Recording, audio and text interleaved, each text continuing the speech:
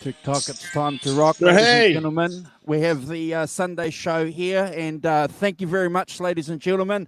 Everybody that's watching us, we really, really appreciate it. We appreciate the fact that you guys even catch us on your rerun schedule. Can you believe that the 5150 show and the British Electric Blues show is actually on people's rerun lists? Can you believe that, Brad? No, I can't. Well, yes, I can. I'm going to say yes, I can. Yeah. I have people from my work watching it, let me tell you. That's great. Fantastic. Yeah. Fantastic. Come and check it out. I'm glad that people are coming back. I'm getting some very, very kind messages as the channel grows, guys. So thank you for everybody that watches what we do here, the Rock Professor and Brad the Backdoor Man. We really enjoy coming to go together. And I'm not going to tell you guys what we were talking about in the green room. But anyway, back to the schedule. We really appreciate the fact let's not do that. Yeah. We really appreciate the fact that you guys are hanging out with us. There's a couple of things I want to do for you guys to remind you of what we're doing here. So we're streaming on 3 platforms at the moment, obviously on YouTube. If you are a member of any of our Facebook groups, you'll find us over here. We're streaming on that page. So if you're over there, say hi.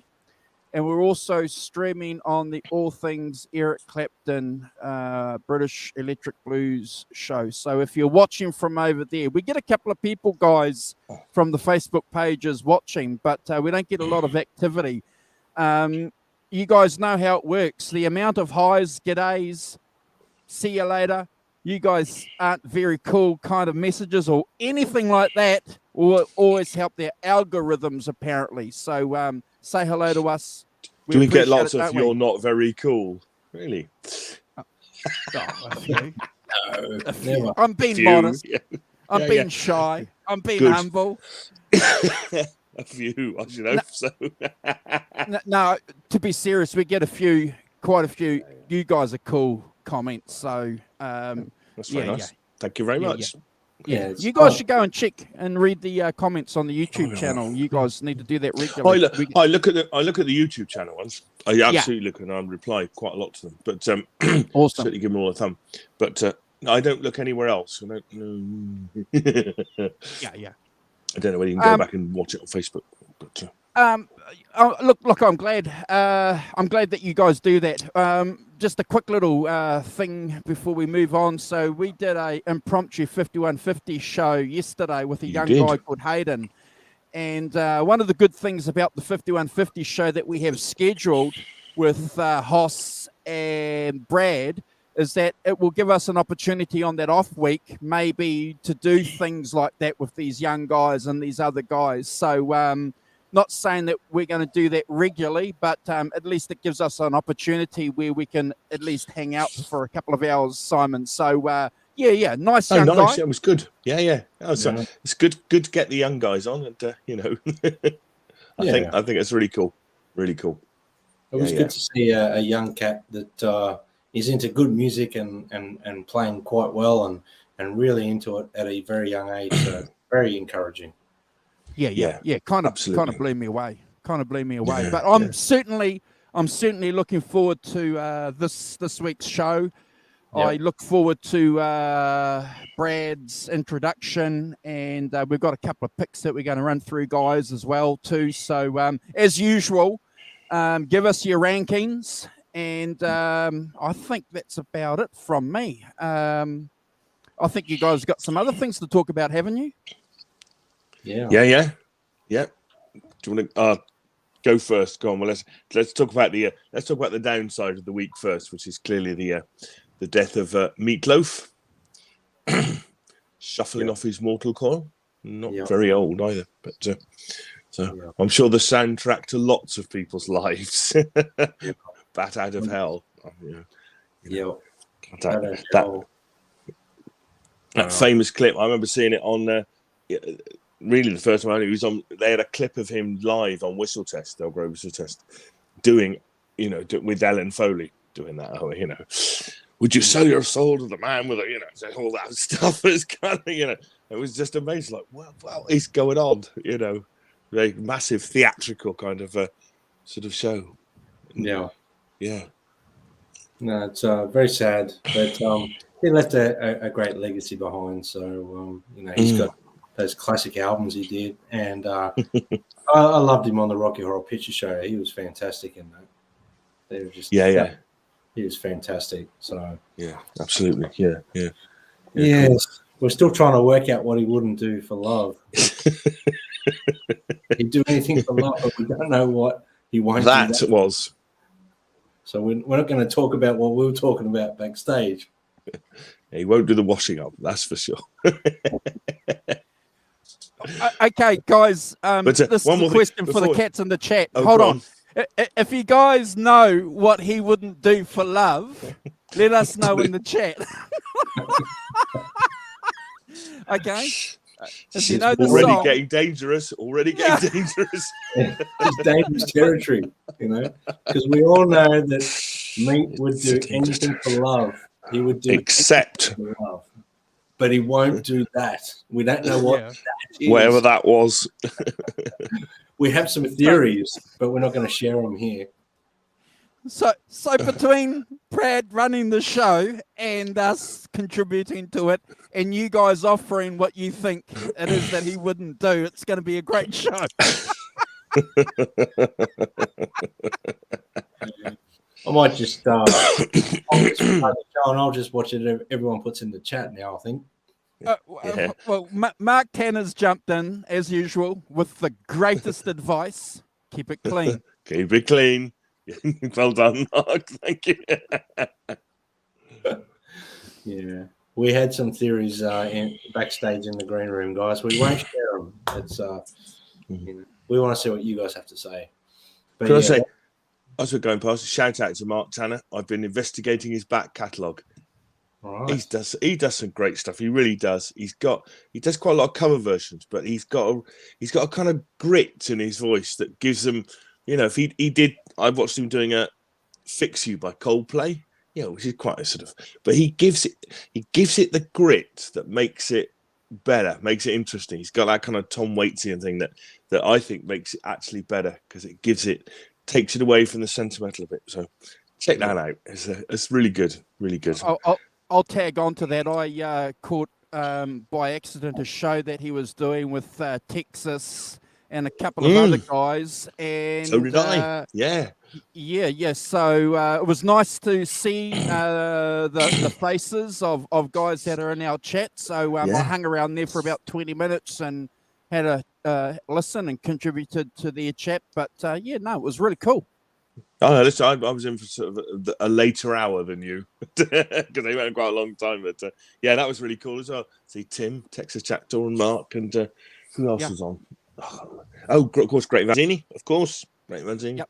Yep. And it was really good. So well done, Mark, for doing that. So, Texas really cool. Had some good advice. He's been around. He's played in. He's a player. Yeah. He was just giving. I was blown away. So nice to put faces to names, isn't it? It's always a good thing. It is. Yeah. So that was really cool. But I've got to show this. Put me on the highlight me, Mr. Walton, because I've got to show this to the guys. So I don't know if you saw it this week. Who's that coming out of a record shop in Rome? Yes, His Holiness the Pope, caught going record shopping in his papal regalia. That's truly wonderful. That's made my week. That has. It's just like, there's no reason why he shouldn't be going. It's just the idea that he pops out in his Fiat 500, goes to the shops in his papal regalia. It's somehow not what No worries, Mark. It's somehow beautifully sort of ordinary. I take my hat off to him for that. It's funny.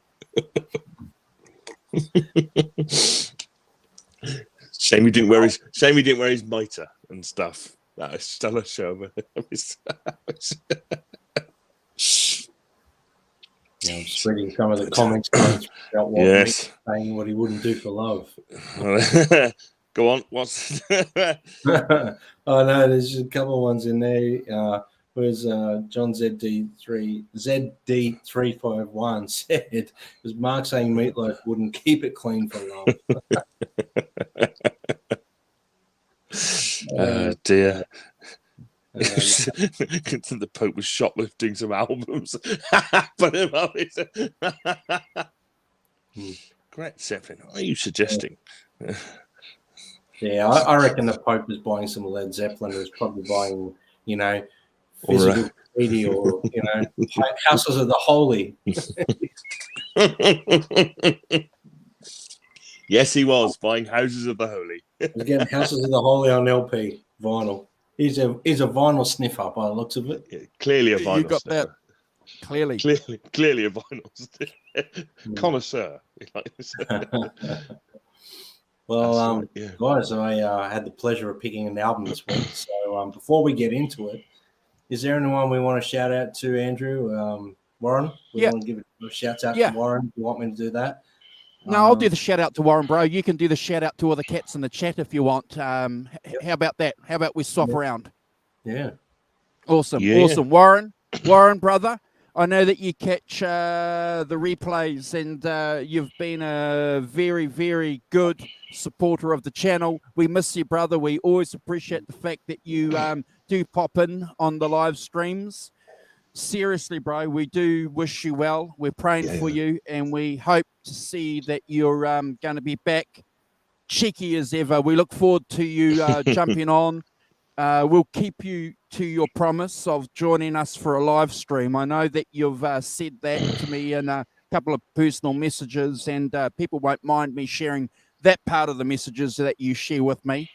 We'll keep everything else under wraps, though. But unfortunately, I've got no connections to get that guitar back that Brad's got, so he's not going to listen to me. So I can't help you there with that Clapton strat, brother. But seriously, get well. We want to see you back here doing a live stream with us.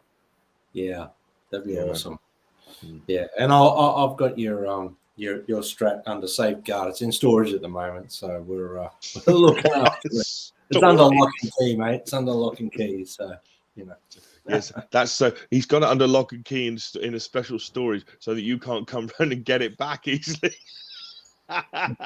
Break into his house and find it's on the couch. That's not happening. Oh, well, the guy that owns this base here, he's not getting that back either. Oh, look at that!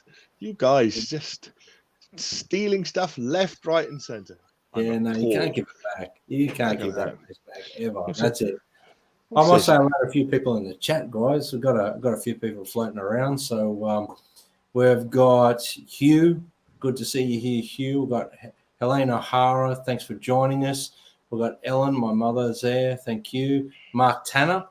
Gretsch Zeppelin. I'm guessing you're going to all about it, yeah. We've got a rap bag called Simon Williams, which we're going to boot from the show soon if he doesn't give the right rankings.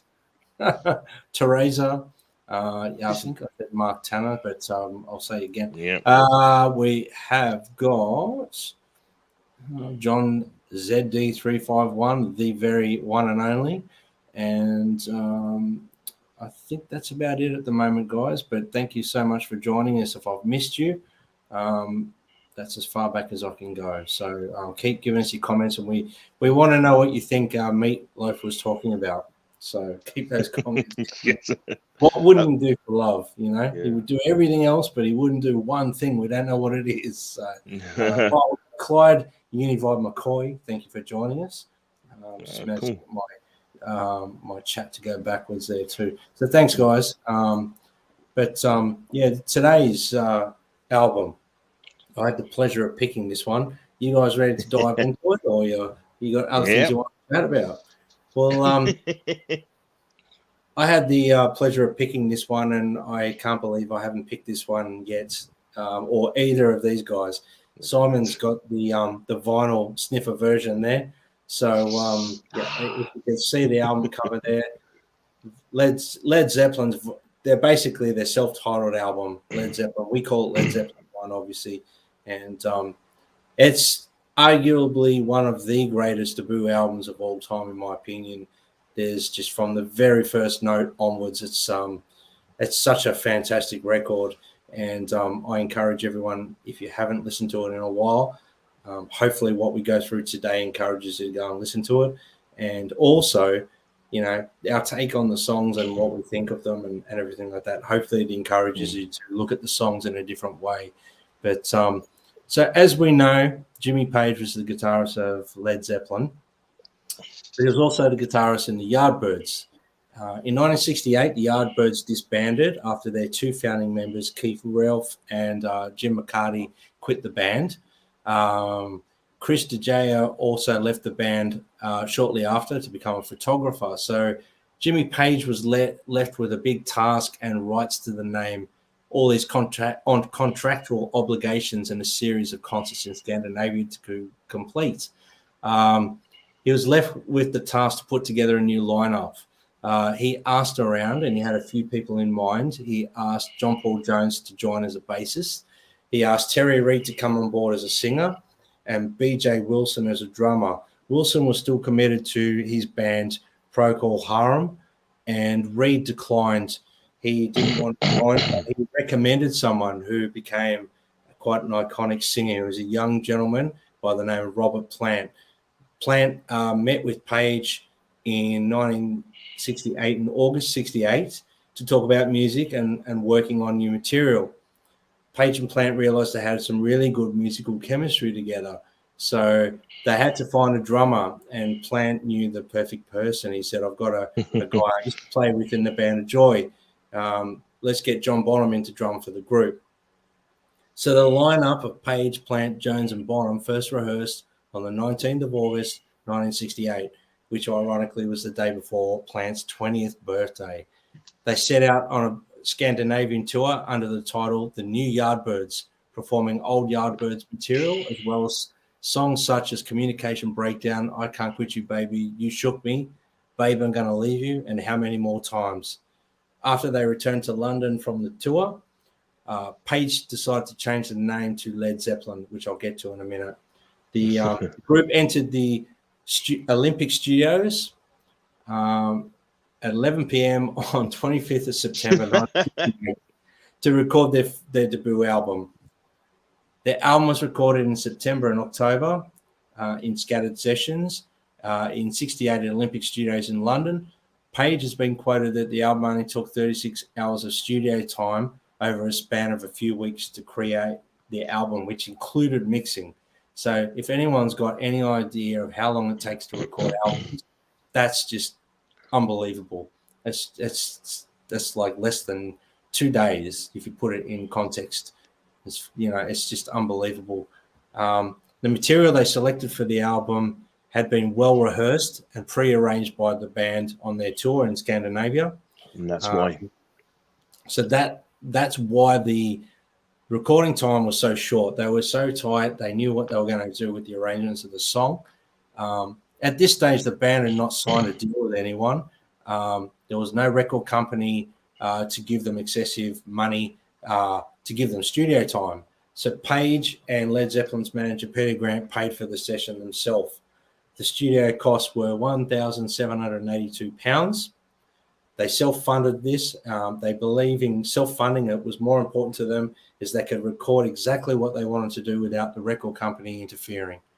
It was mixed by Glenn Johns.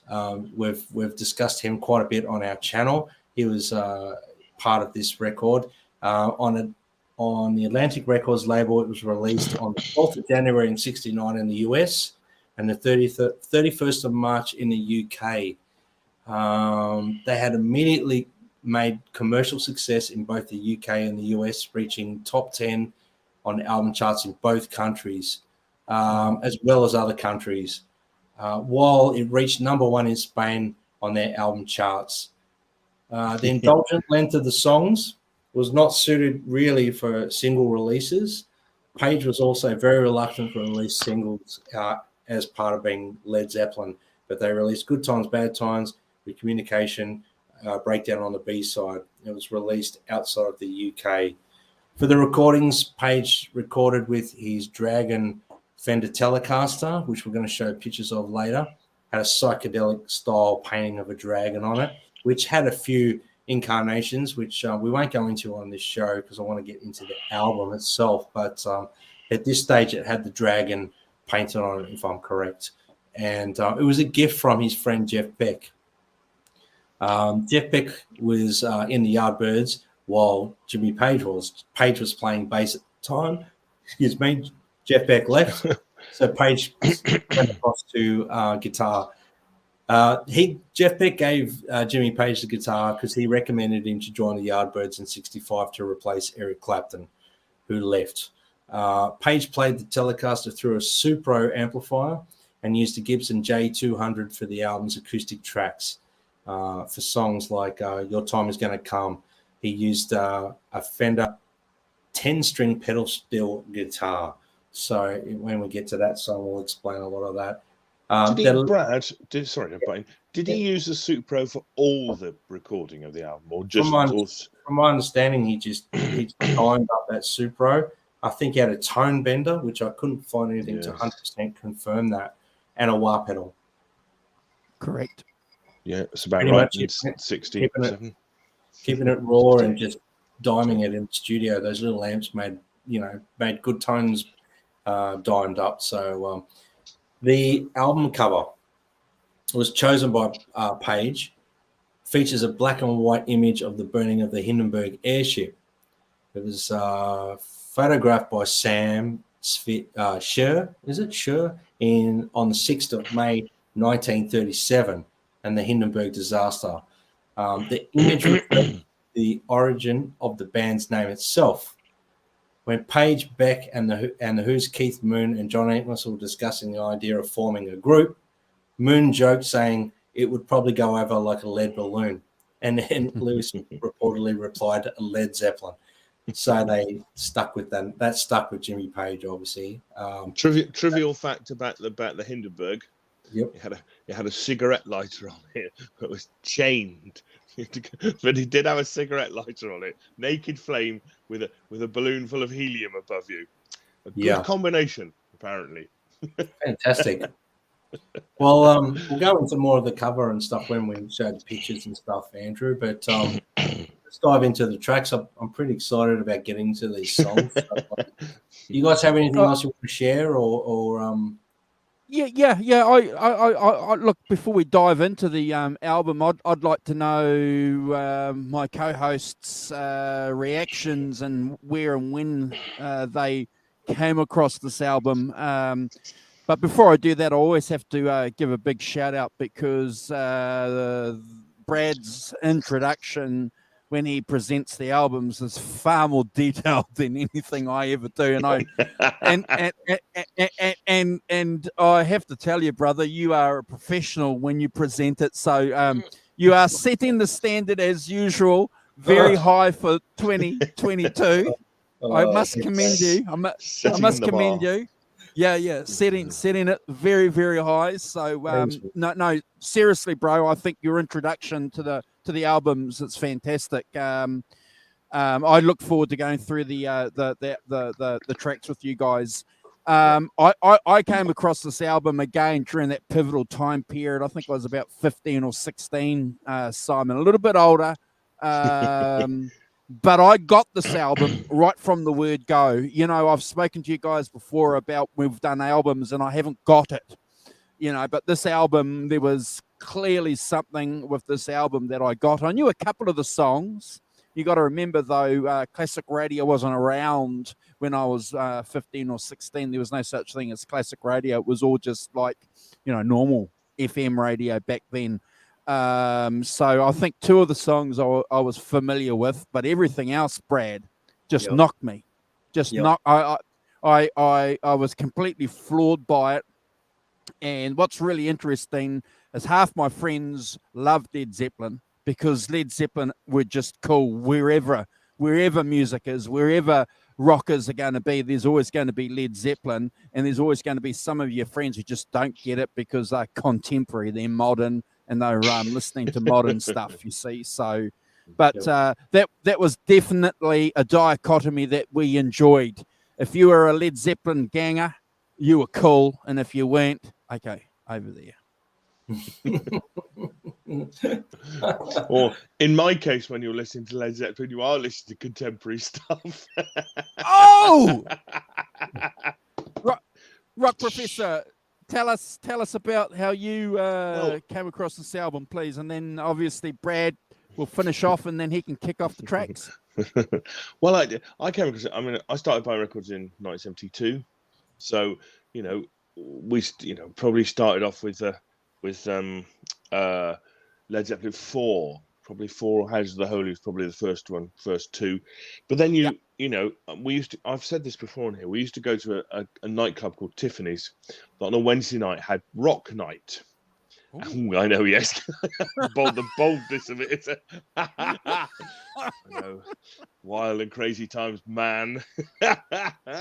With our greatcoats on and stuff, patchouli oil and stuff, Yes, with a height of sophistication, possibly. But we used to go to that, and they would play the things they would play. They would play rock and roll, and they would play Communication Breakdown. Yep. Clearly kind of short sort of songs you could dance to, kind of thing. So but these were the soundtracks of my teenage years. Led Zeppelin 1, Days Confused. If you went to parties and if you went to people's houses, you had them in your record collection. Had the first had those Led Zeppelin records in my record collection at the time. Clearly for me it was going back a bit, 3 or 4 years to to get to one, but had them all, played them all regularly, in me burgeoning record collection in 1972 kind of thing, alongside Dark Side of the Moon and stuff, because those were the albums you listened to. As you said, in my day there was a different kind of split. Don't see it so much now, but there was a split between the sort of the pop. So pop would be T-Rex, Sweet. I know they crossed over a bit more than I'm implying by that, but they would, you either like the Sweet and you like T-Rex and you liked, or you like Deep Purple and Led Zeppelin. We'd put them on we'd buy bags from the army surplus stores and write them on in biro, stuff, and things, and write the names of the groups you liked on the back of it. So Led Zeppelin, part of my life growing up. This album is part of my life growing up. To me, it's been there for 50 years or whatever it is, 52, 3 years. Fantastic record. By the way, if you get this one, this is you get the live. Or where is it? This side. Get all the live stuff as well, which is really cool. Really cool. You get an idea out there, like in 69. Mm-hmm. Jimmy Page in his golfing jumper. Have you seen that with the diamonds on it? It's like she going off to swing a few clubs after this. But fantastic group, and one of my staples, one of the bands I grew up with and still love today. As I often say, you can never have too much Led Zeppelin. Never. I have to agree, Simon, and I loved hearing you guys. Mine's very similar to. You're finished, Simon, haven't you? Yeah. Mine's very similar to Andrew's. I came into Led Zeppelin. I mean, I always knew Led Zeppelin from my childhood and stuff like that. But one of my good friends in primary school, his brother had all the Led Zeppelin collection on CD, and we put on Led Zeppelin 1. Must have been like, I was in year 5 or year 6 in primary school, and Led Zeppelin 1 from start to finish, I listened to it in one sitting, and I had to listen to it again because I just felt like I didn't take it all in. There was so much going on. And shouts out to my friend Luke Foley and his brother Brad Foley. That was something that was such an intense moment to listen to that record for me. And honestly, for me, I have to say, I was hooked. I always loved Led Zeppelin, and I was hooked after that. And this record in particular used to get, almost like every day or every second day spin for at least 10 years of my life. You know, I'll always listen to this record because I love all the tracks on it, whether they're their own songs or not. I didn't care. It was just, you know, I love the way they perform. I love the explosive feel, the energy of these young cats that are just like trying to prove themselves without any record company input. They're just doing their thing. And I absolutely adore that about bands that stick to their guns and do their thing. They don't care about what people think. They want success, but they're sticking to what they do best. And yes, mandatory Zeppelin. Thank you. Yes, Nelson. It's one of those things for me. You have to, if you love Led Zeppelin, you have to acknowledge this record. I mean, you can hear where they started, and when you get to like through their record collection, they just kept evolving, which is so fantastic. But this is the roots of Led Zeppelin for me. And you know, this record, like I said, I can't believe I haven't picked it yet, and I'm surprised that you guys haven't picked it either. So I'm really looking forward to this. I've indulged all week listening to this record. To be honest with you, I haven't listened to anything else but this record, and yeah, I'll probably be listening to it into next week too. I still love it that much. Yeah, one of the things I'd say, Brad, just to pick up on what you. In the UK in 1972, there was no such thing as rock radio. So Zeppelin never really got played on, you know, on Radio 1, except you might catch it on the rock shows at the weekend if you were lucky. But it was quite few and far between. It wasn't a huge amount of playing their stuff. We didn't hear it much. And you never saw it on the telly. They were never on the television, you know, on anything, because they clearly never appearing on Top of the Pops. They never issued singles. But I mean, that was all part of their strategy, all part of you know, Jimmy Page's strategy. I think, you know, I'd like to say at this point, you know, that this album probably is Jimmy Page's vision. It's him producing. It's him. He's got an idea about what the band is, what it's going to be, and you know, he's an aging 24 when they do this. You know. Yes. Hi, Sonia. Extraordinary. Morning, Sonia. Extraordinary kind of, you know, vision and cohesion and understanding about what to do, how to do it, you know, with a band. I think is extraordinary. I would never have had that at 24. Never, No. not a hope. You know. You know, but Nelson raises a good question about doing a Led Zeppelin show monthly. I think what we should do is talk to the executive producers of the channel, and maybe the last Sunday of the month we should devote to Led Zeppelin. I'm open to that. I'm open to doing yeah. We could certainly do a series, couldn't we? We could do a series of stuff. Yeah, doesn't have to be endless, but no. I'm game for that if we're. I think there's a happy medium with us three, and I think Zeppelin is the nucleus. Yeah. Good. No, yeah. Look but, that I mean, something we could talk about in that series would be the genius of Jimmy Page. Like, you know, he was more than just the guitar player of Led Zeppelin. He was the vision. He still is to this day the gatekeeper of Led Zeppelin. He's in charge. Yes.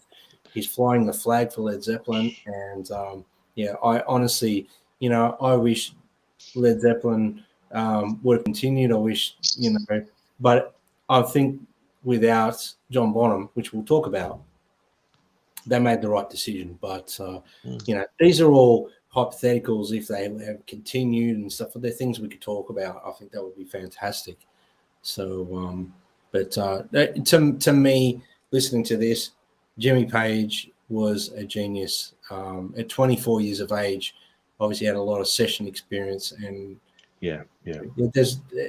it's not like every day you meet someone that's like Jimmy Page was, in my opinion, back in his day. He was, he had a vision. He stuck with it. He knew what he wanted to do, and all the distance miking and things like that, like making John Bonham's drums sound like the way they did.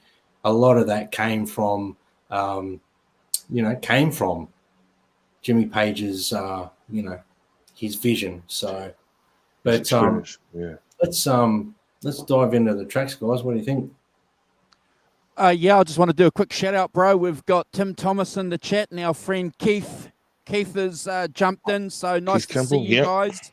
You guys, I know these guys These guys are Led Zeppelin rockers, bro. Like, and while we're ranking the tracks, guys, to the people that are late, Brad's asking a question. He wants to know, what is it that Meatloaf wouldn't do for love?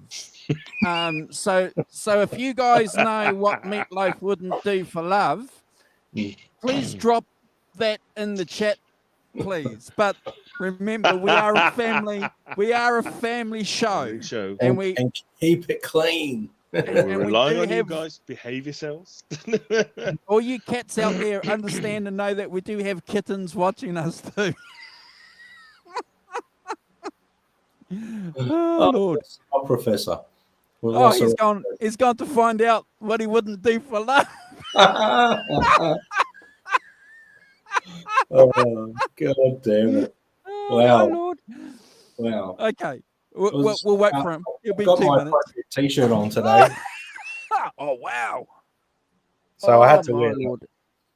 I've been Lord. keeping that one in the back of the wardrobe, hardly wearing it. So, it's like anything. You have your favorite T-shirts, Andrew. I'm sure you got yours, I've got T-shirts I've had for 20 years, 30 years, it's crazy. Yeah, I've got my Brad Cook T-shirt and my British Electric Blues T-shirt that I'm that are my favorites. So did you go and find out what he wouldn't do for love? Did you find the answer? No. I went to put. This is so stupid. I went to put myself on mute, right? So I could have a cough, right, and then press the leave button. Now the fact that they're at opposite ends of the bar, it's like, you idiot. Why? Duh. Here, I've got some glass cleaning here, and I've got some lean here. Send it. Send it along. Honestly, there's a big red button as well. It says leave. Ooh, it's magnetic. It was a subliminal message from John Bonham. Leave now.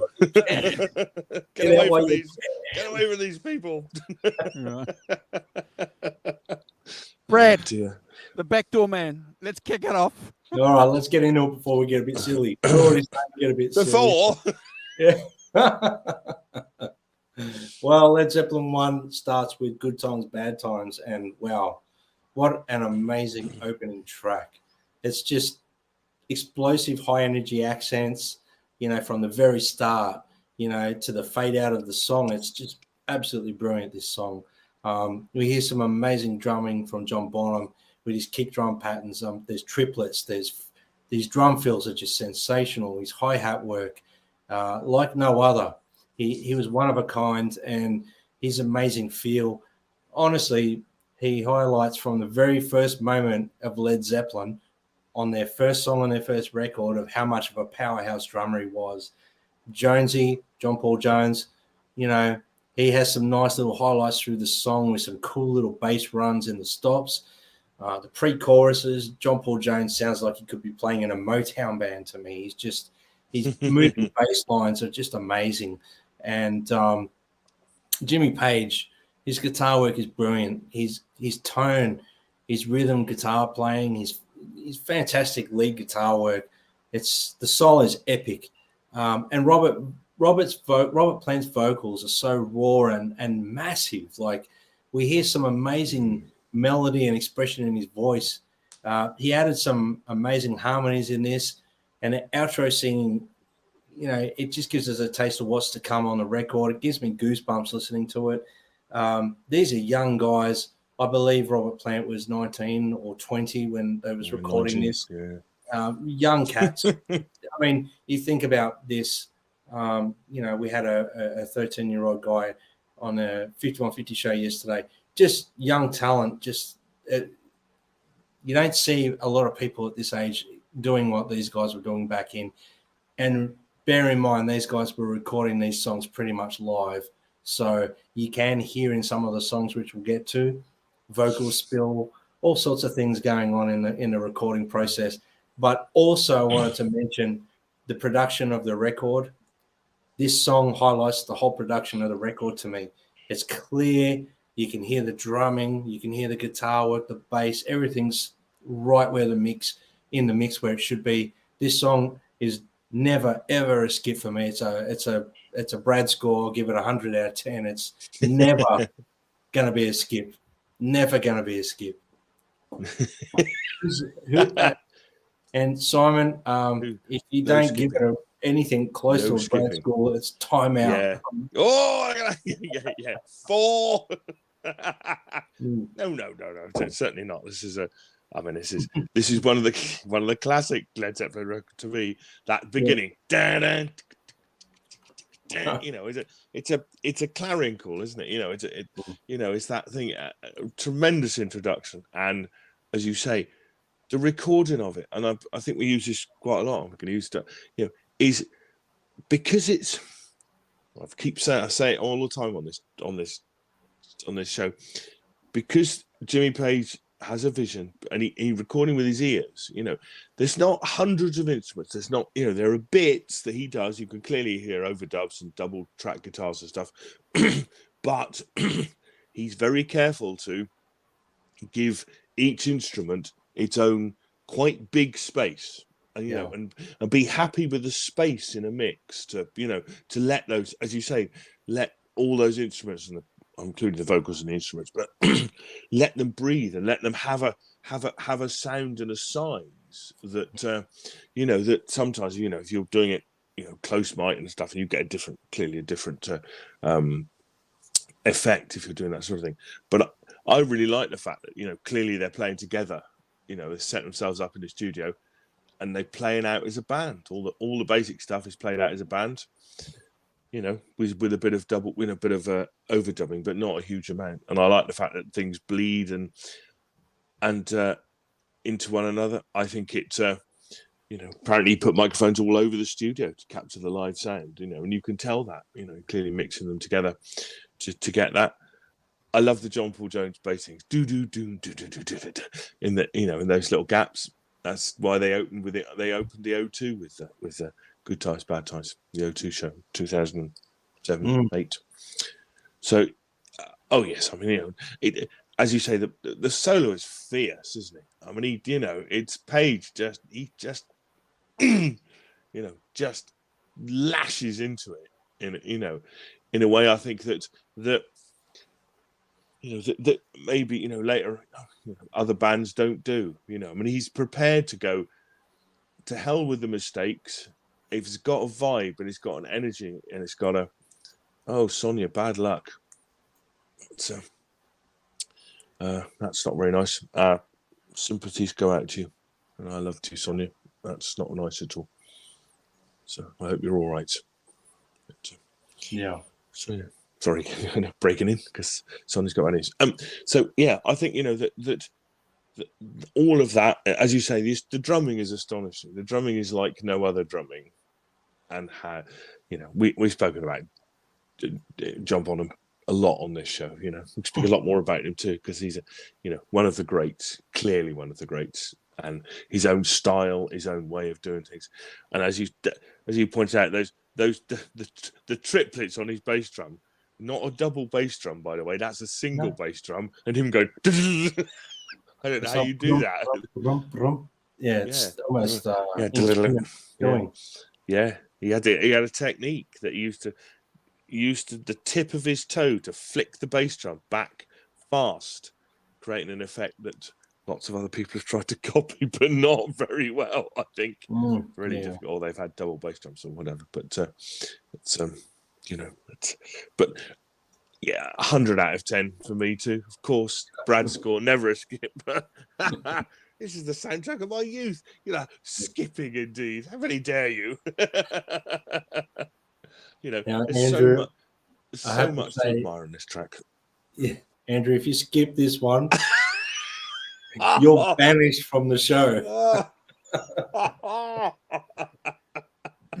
Oh, look, harsh, I've really enjoyed listening to what you guys had to say about this opening track. I just want to add a couple of things. I just want to jump in and join everybody else in passing our condolences on to Sonia. And I know that the Rock Professor just did that, but Sonia's been with us and Simon with this channel right back from Word Go, way back. So she's been a big supporter of what we've tried to do here, and we never forget that. We know everybody, and we mean that sincerely. So Sonia, we do appreciate everything you've done for our channel, and we offer our condolences. So hang out with us for a couple of hours, and hopefully we might put a couple of smiles on your face. Yeah, I'll mirror that as well to you, Sonia. All the best, and sympathy to you. This album's a masterpiece, Brad, and one of the great things about this album, and you guys were talking about it in your introduction, this is definitely Jimmy Page making a statement, isn't it? You guys said it. This is Jimmy Page bringing him and his band out to the world. Everything that Jimmy Page learnt as a session musician, mic placements and all that, clearly showed to everybody around him, but also to his band members, that this cat knew what he was doing. He was impressing himself on his bandmates, letting them know that he knew exactly where this band was going, and they must have been blown away by what they heard, because nothing else sounded like Led Zeppelin. So I'm sure that worked. I've got another little theory, guys. This band would have worked with I'm convinced, with other singers. I know that we love Robert Plant and John Paul Jones, but I'm convinced whatever Jimmy Page was going to do at that time with other musicians would have worked. It's a fact. And I'm Well, they weren't neither Plant nor Bonham were first choice, were they? Jimmy Correct. Page approached other people to do it, so clearly he had the vision, and he thought that those people could produce the vision. The fact that Bonham and Plant are younger and less experienced, I think that's an interesting dynamic. And I think because you bring less, you're 19, you're different, but all that experience that Page and John Paul Jones had as well, all those arranging and organising in studios and stuff like that, doing it quickly, being able to knock it out, produce something, I think is so I agree with you. I think that that absolutely could have been done with other musicians, and it's I think the trouble is when you get into it, don't you get John Bonham is such a unique drummer. You go, well, how do you replace him? That's the difficult bit, not how do you start with him, if you see what I mean. Yeah. And I think this is the genius of Jimmy Page, and without taking away anything from the other guys in the band. But I'm sure everybody, all my co-hosts and everybody in the chat gets what I'm saying, that Jimmy Page was a force that was going to unleash what was in him as a musician, that he'd learnt, and he was just going to do it. And luckily enough, these second choice guys were around for him to congeal together and get it done. Look, you got a double punch to the guts, haven't you guys, with this song? Good times, bad times. The first two nights are the most recognizable in rock music. If you don't know what those two nights are, well, you're going to find out, and your life is going to be changed when you ask, who is this, if you don't know. Look, I think it's fantastic. All the band members on this track, Brad, shine. Everybody shines. Bonzo kills it with that triple hi-hat, kick drum, triple hit kick drum. You got John Paul Jones with that bass. You got Page with that molten solo. It's just fantastic. And then you've got Plant singing up to the rafters. How does he do that? I don't know. Some guys have been critical about the way that choruses were something of just a late 60s fashion or whatever and didn't cross over through time. I think that's bullshit. I think this is a fantastic song. And if there's anything that is a relic of the 60s, well, that's great. I don't see that as a criticism. I have to agree with my co-hosts. This is a song that we're going to play to the aliens. This is a song that's going to give us freedom. It's 100 out of 10. Yeah. Yeah. Well, you're both safe in my eyes now. Yeah.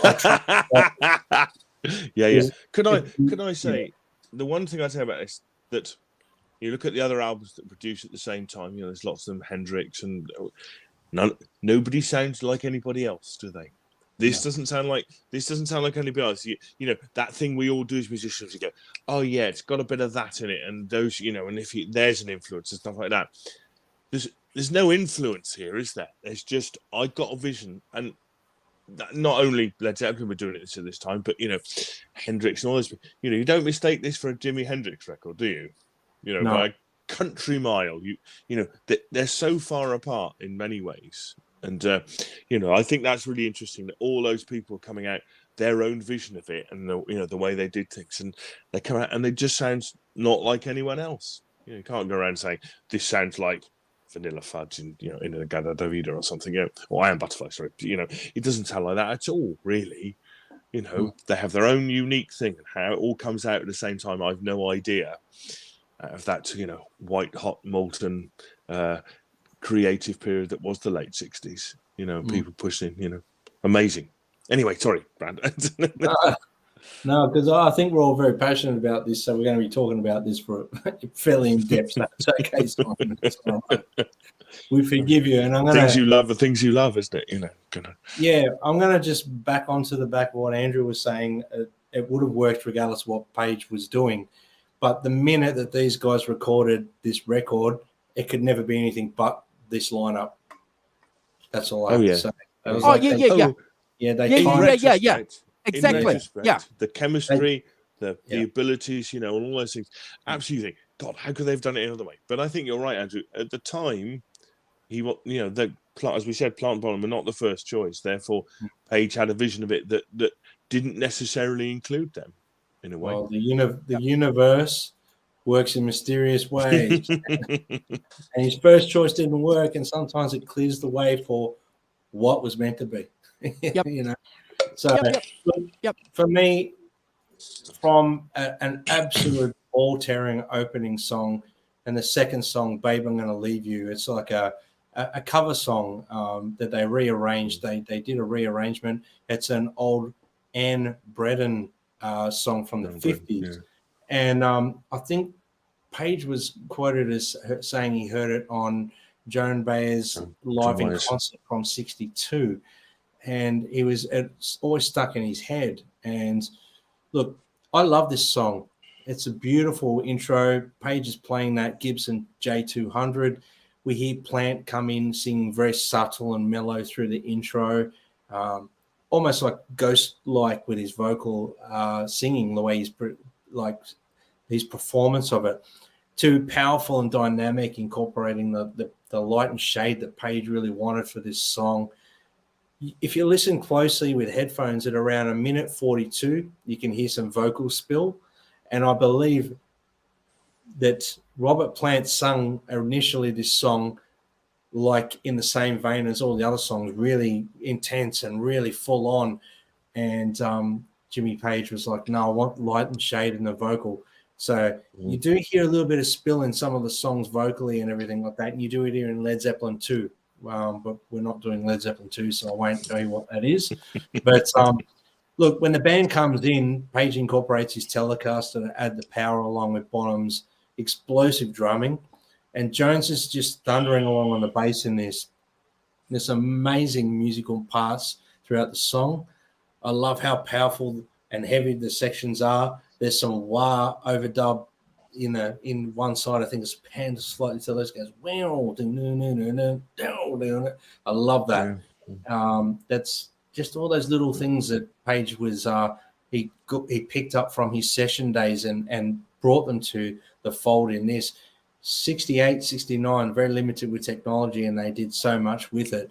You know, the overdubbing in the solo section is beautiful. The highlight for me is definitely Robert Plant singing in this song. He's, you know, a young guy and he's singing like a mature man. And for me, that alone gives this song a 10 out of 10 and never a skip. But it's a beautiful rendition of the song. I love it. Simon. Yeah, I could agree with it. Yes.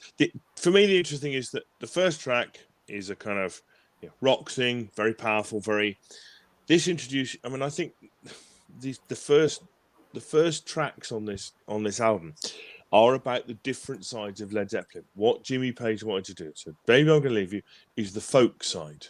To introduce that acoustic folky thing that he has all the way through Led Zeppelin. Well, certainly the early stuff. And I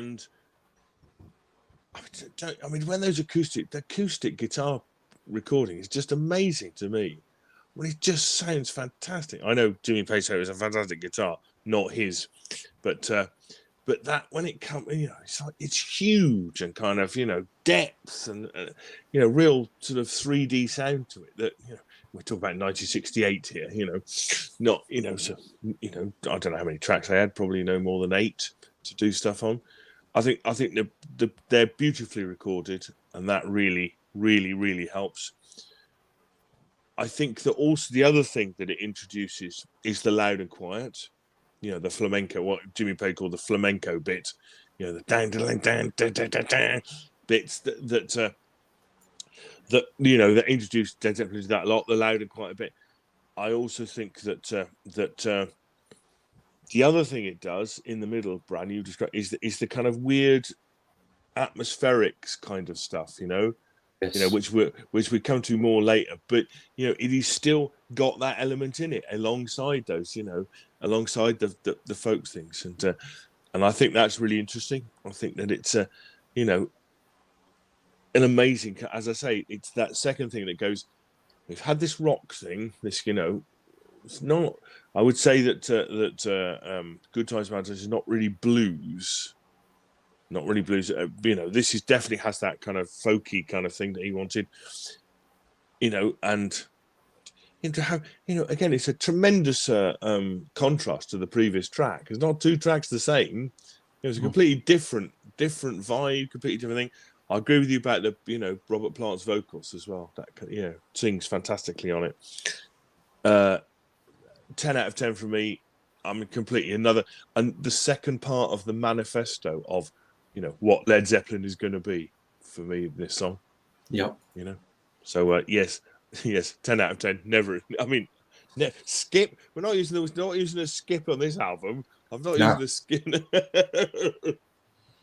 Never a skip because it's an album. Could we say my favorite thing? It's an album. You have to listen to it from 1 to 8. To get the full effect. And no skipping in the middle. Behave yourselves.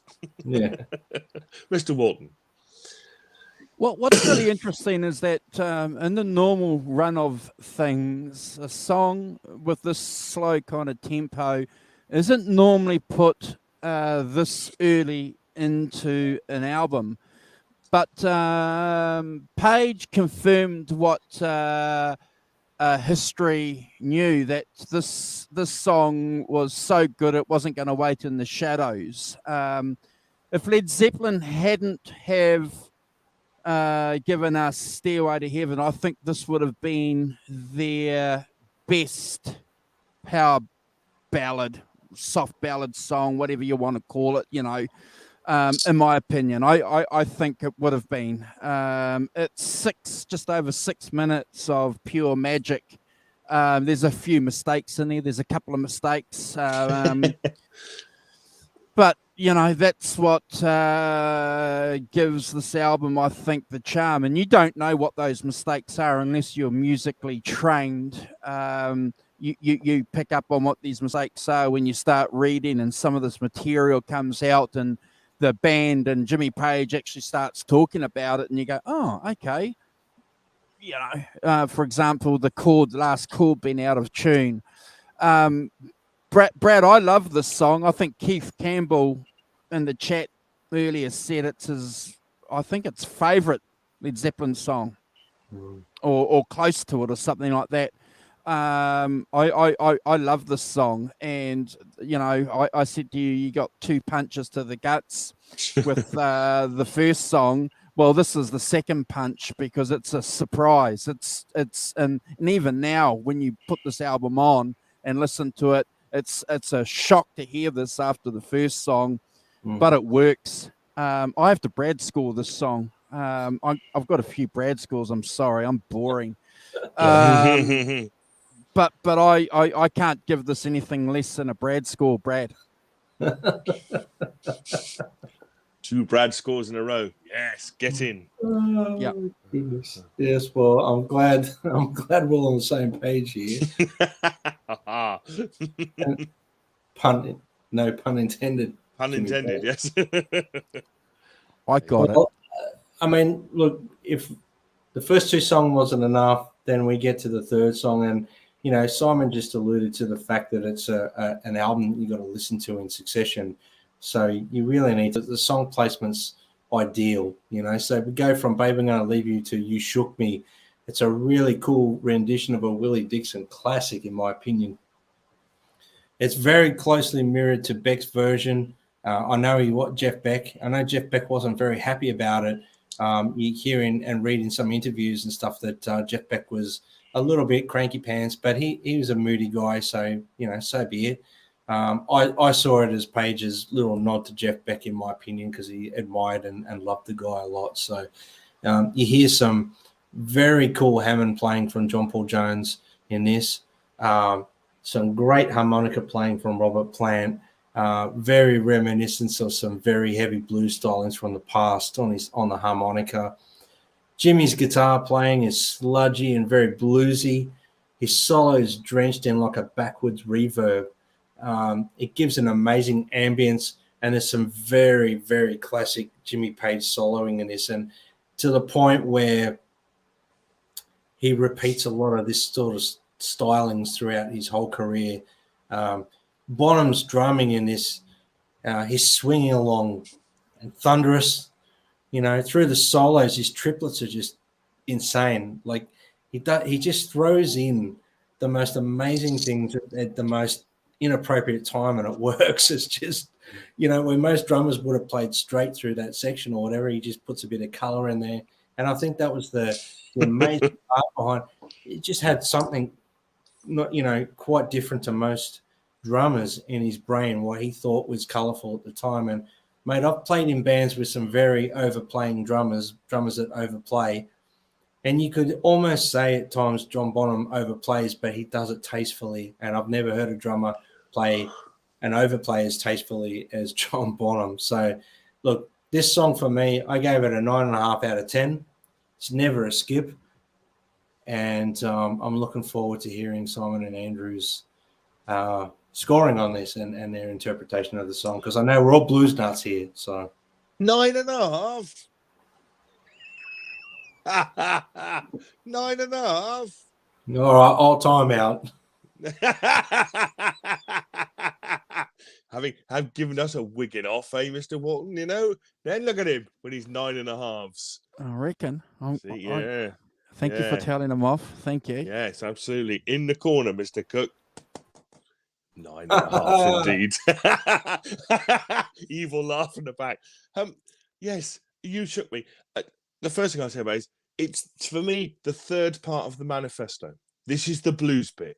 This is, we're going to take the blues to a new place. This is a classic blues song. We're taking it to a new place.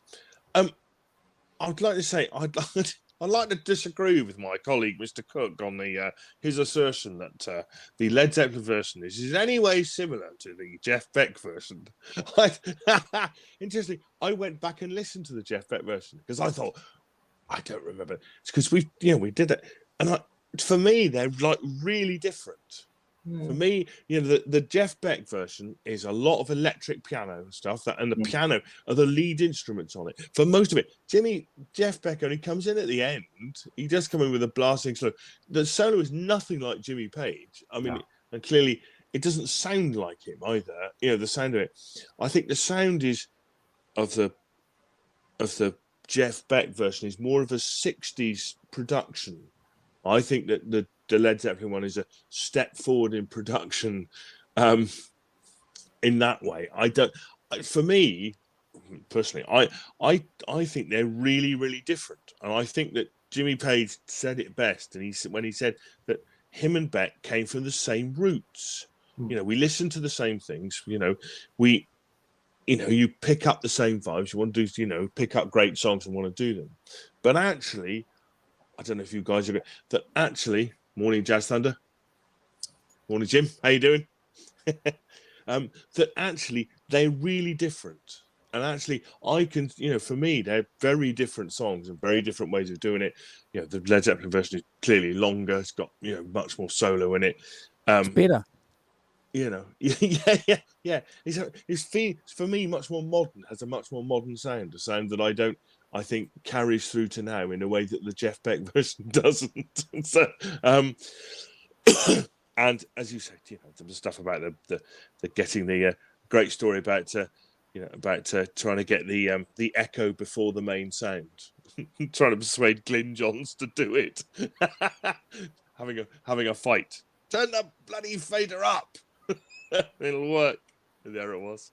It's funny, but for me, yes, the third part of the manifesto of what Zeppelin is going to become: heavy blues, as you say, amazing drumming, bass playing.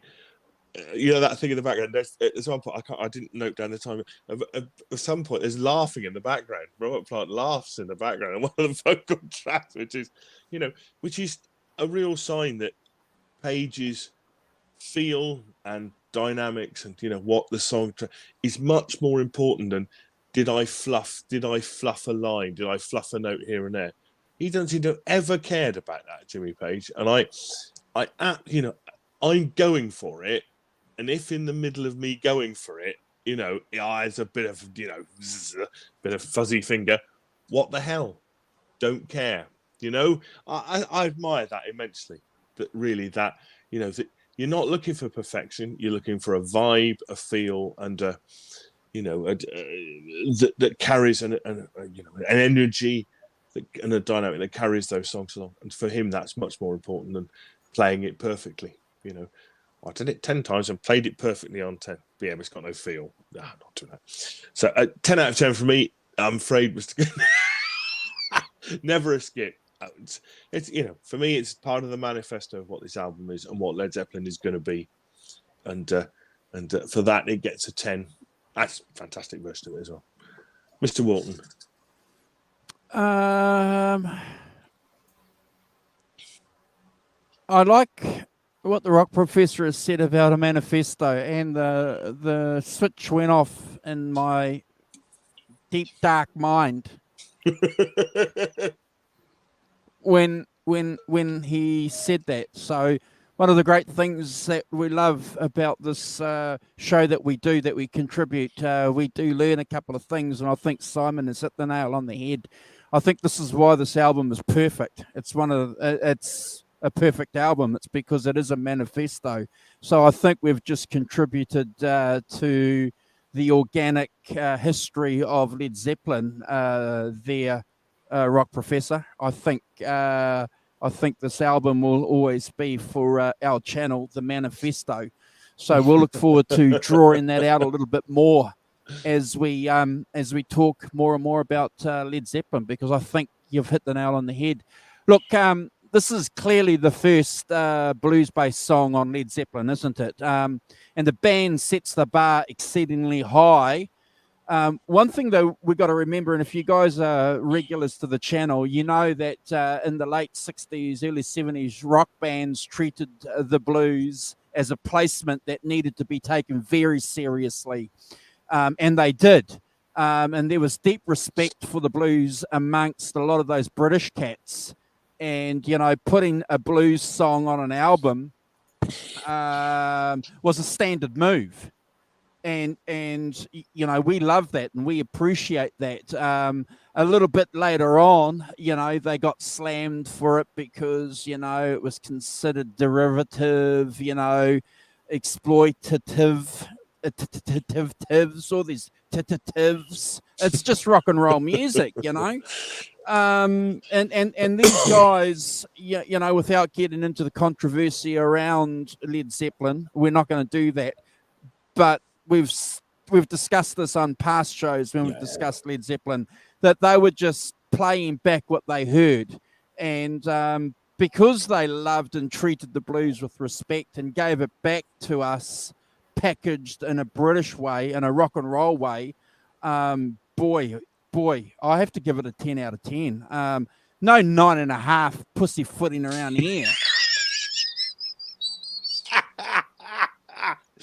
See, all right. Look, okay. I'm going to reassess my ranking of that song in particular, but I don't think you're going to be disappointed with the rankings to come. All right?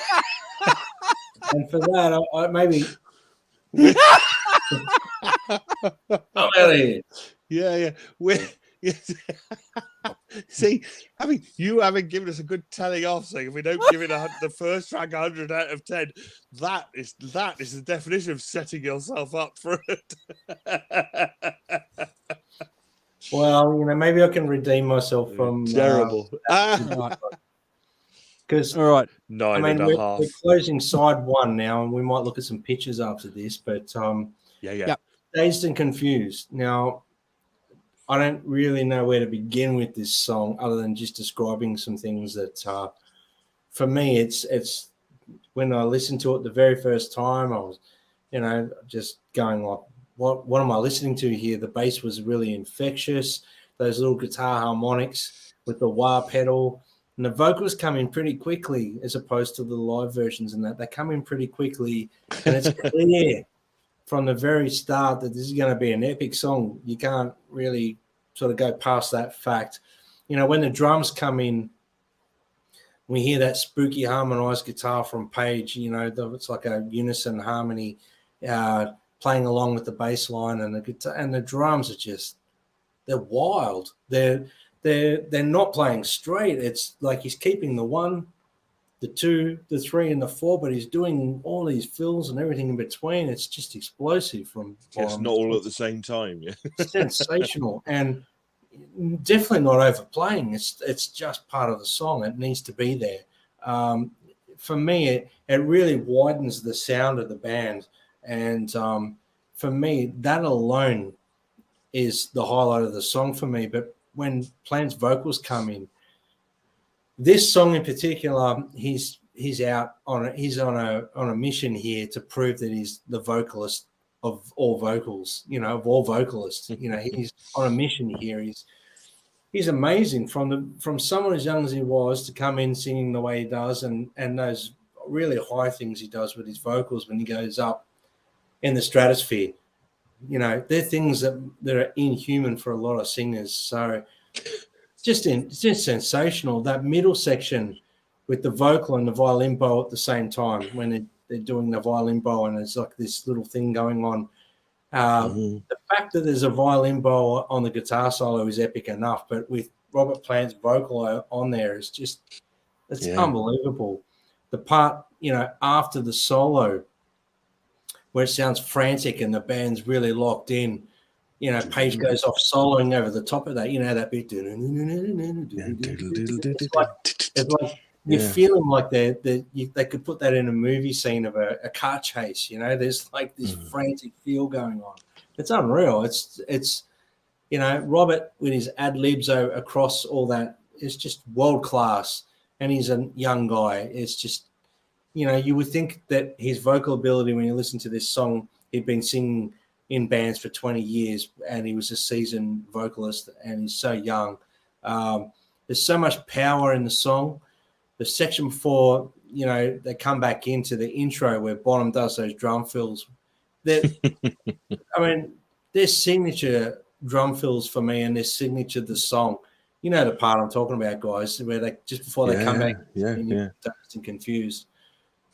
I've always loved this song. I've always loved the outro. They stretch this song sometimes to 30, 40 minutes in concert.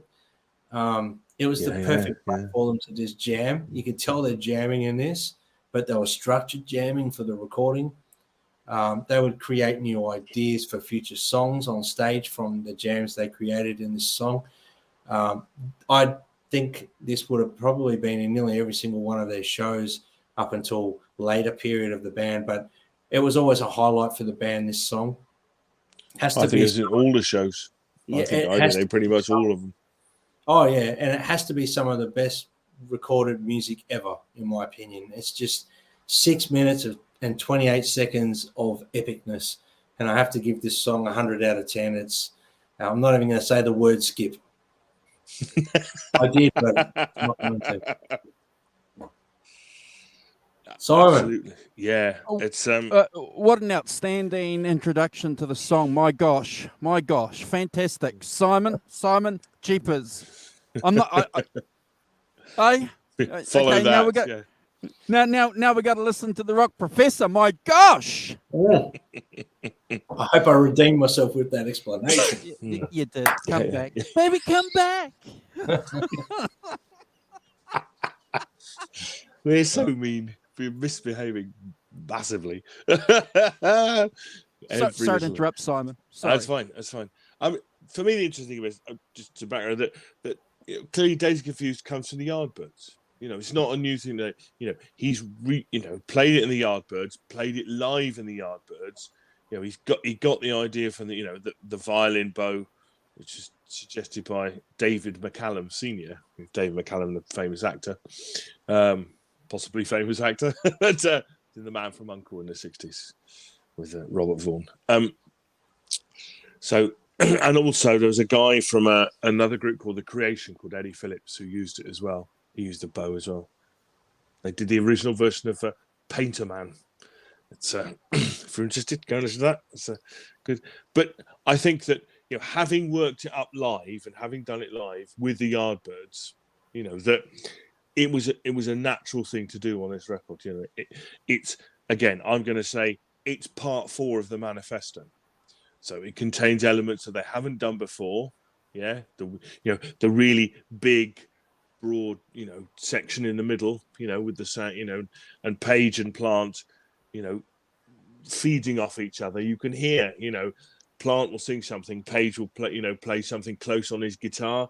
I agree with you, it's live, so they're not exact, but that kind of interaction, is clearly becomes classic Led Zeppelin.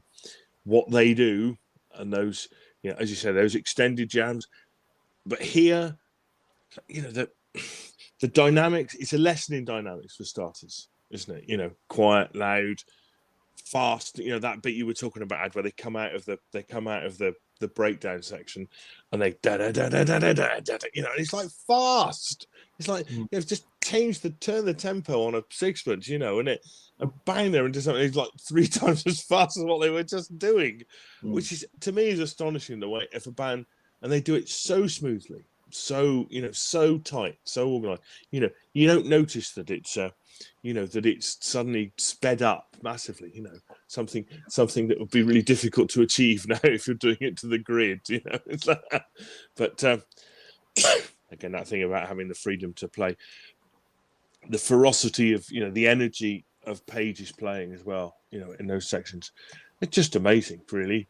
And as I say, for me, the 4th part of the the slightly more experimental bit. This is what we can do. This is how we can stretch out on a song. This is how we can take a song to different areas, but keeping the dynamics of it, keeping the, And for me, we talk a lot about in these things about, and there's a lot of that, because you don't have many effects. I haven't got a pedal board the size of a small aircraft carrier with 74 things on it.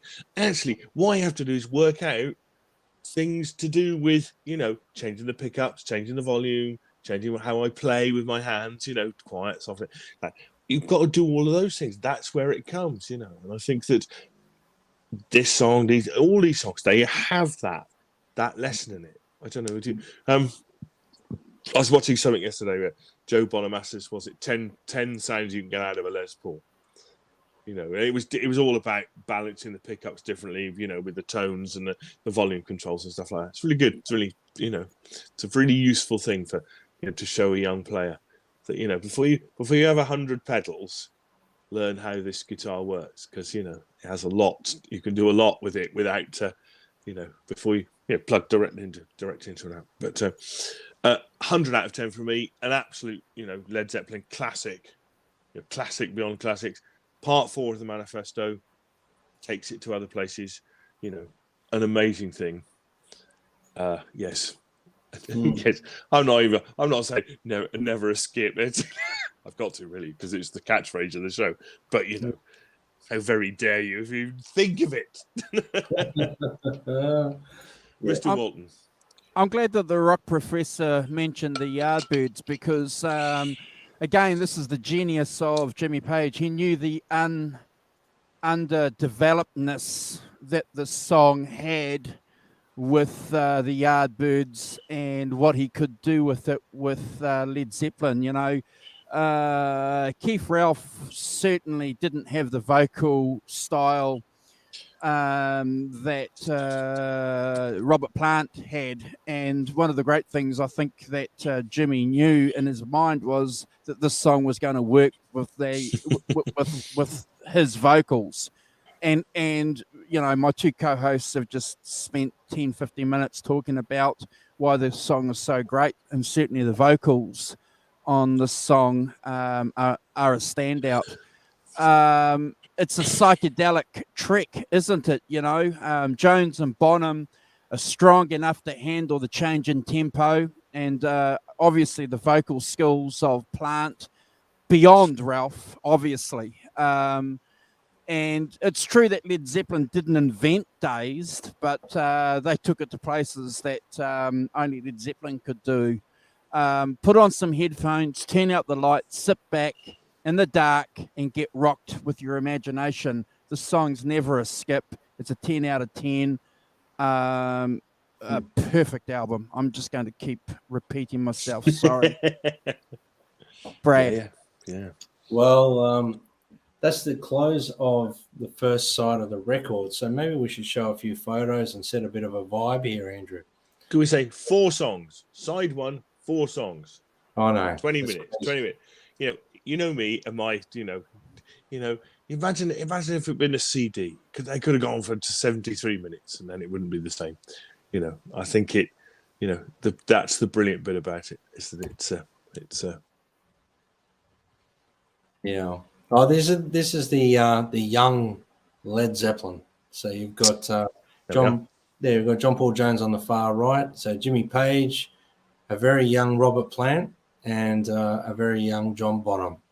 So these two were the new cats, and the far right ones were the seasoned professional session dudes. So there's a very good picture that I mean, it's hard to find good pictures of Page playing this on stage. But this is a Telecaster that was, he hand painted that Dragon on himself, and that was given to him by Jeff Beck, that guitar. So that guitar has been they've done a run of it. There was a US version of it. Fender re-released it as a signature model, and they also did a Mexican version of it as well. But that guitar has got some damn good mojo, and I have to say, at times you'd be forgiven if you thought the tones Jimmy Page were pulling was a Les Paul. So he was very cool at pulling great tones out of a Telecaster, because it doesn't sound like a Telecaster on the record to me. That's my opinion. That's the album cover, and we spoke about that before. But basically, with that album cover, there was a bit of controversy with this, and you guys are familiar with this, that there was that controversy with the record artwork itself, because basically the band they picked this image, and apparently the family von Zeppelin, upon seeing the logo of the Hindenburg crashing in flames, threatened legal action. They threatened legal action against the band because of it. The cover of Led Zeppelin shows the Hindenburg. Yeah. So the image did a pretty good job of encapsulating the music inside, sex, catastrophe, and things blowing up. But so I don't know what the outcome of that was. Maybe someone does in the chat. But that's something that I thought was very interesting. There's another cool picture of the Telecaster there. So look at that. Fantastic. Yeah. You see the very, very psychedelically hand-painted Dragon Telecaster. Very cool. That's just another promo shot around that time that the first record was released in '69. There's that. I believe this image is taken at their very first show as Led Zeppelin. So Wow. That's Robert Plant with very young-looking Robert Plant with shorter hair. Obviously, he's singing something quite full on there. And John Paul Jones in the background, plugging away on his bass. there's a show they did. Was it on Danish TV? Yeah, I think Yep. it's Danish Yeah. TV. Yeah. Mandatory. So that in itself, if you haven't seen that, I believe it came out on the Zeppelin DVD, the double orange box set that came out, and it's also it's you can find it on YouTube. It's definitely, if you haven't seen it, you've got to watch it. It's Yep. it's sensational. It just goes to show how fantastic they were as a 4-piece band. Yeah, absolutely. Another promo shot. Yeah. That's a classic promo shot of the boys. They're all so young. They are, aren't they? Yeah. So, yeah, it's there's a great photo of John Bonham. I love that photo. You can see him in action, just going for it. You know, so you always see, you know, Robert Plant would step back when Jimmy Page is playing a solo, but and notice how they're all kind of facing in towards John Bonham there, like Jonesy always did. And the minute that you know, Page would solo, he would lean, especially in those early shots, he would lean across with his headstock pointing towards the crowd and kind of play off the other two. So that I've noticed that a lot. So that is to There it is. my knowledge, the actual amp that Page recorded with the album. It's a small Supro little combo single speaker. Wow. Yeah, they used to dime that thing just to get that tone. I believe they push a tone bender in it. Tone bender, fuzz face, or not a fuzz face, a tone bender. Tone bender, yeah. So they put in front of it, and that Supro in particular, they've re-released it and they've called it.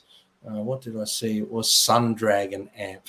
So I'm not sure if that's the actual name of the old Supro. But that's the Sun Dragon amp there. So if you want that tone, maybe you can try and recreate it with those two pieces of equipment because they're readily available.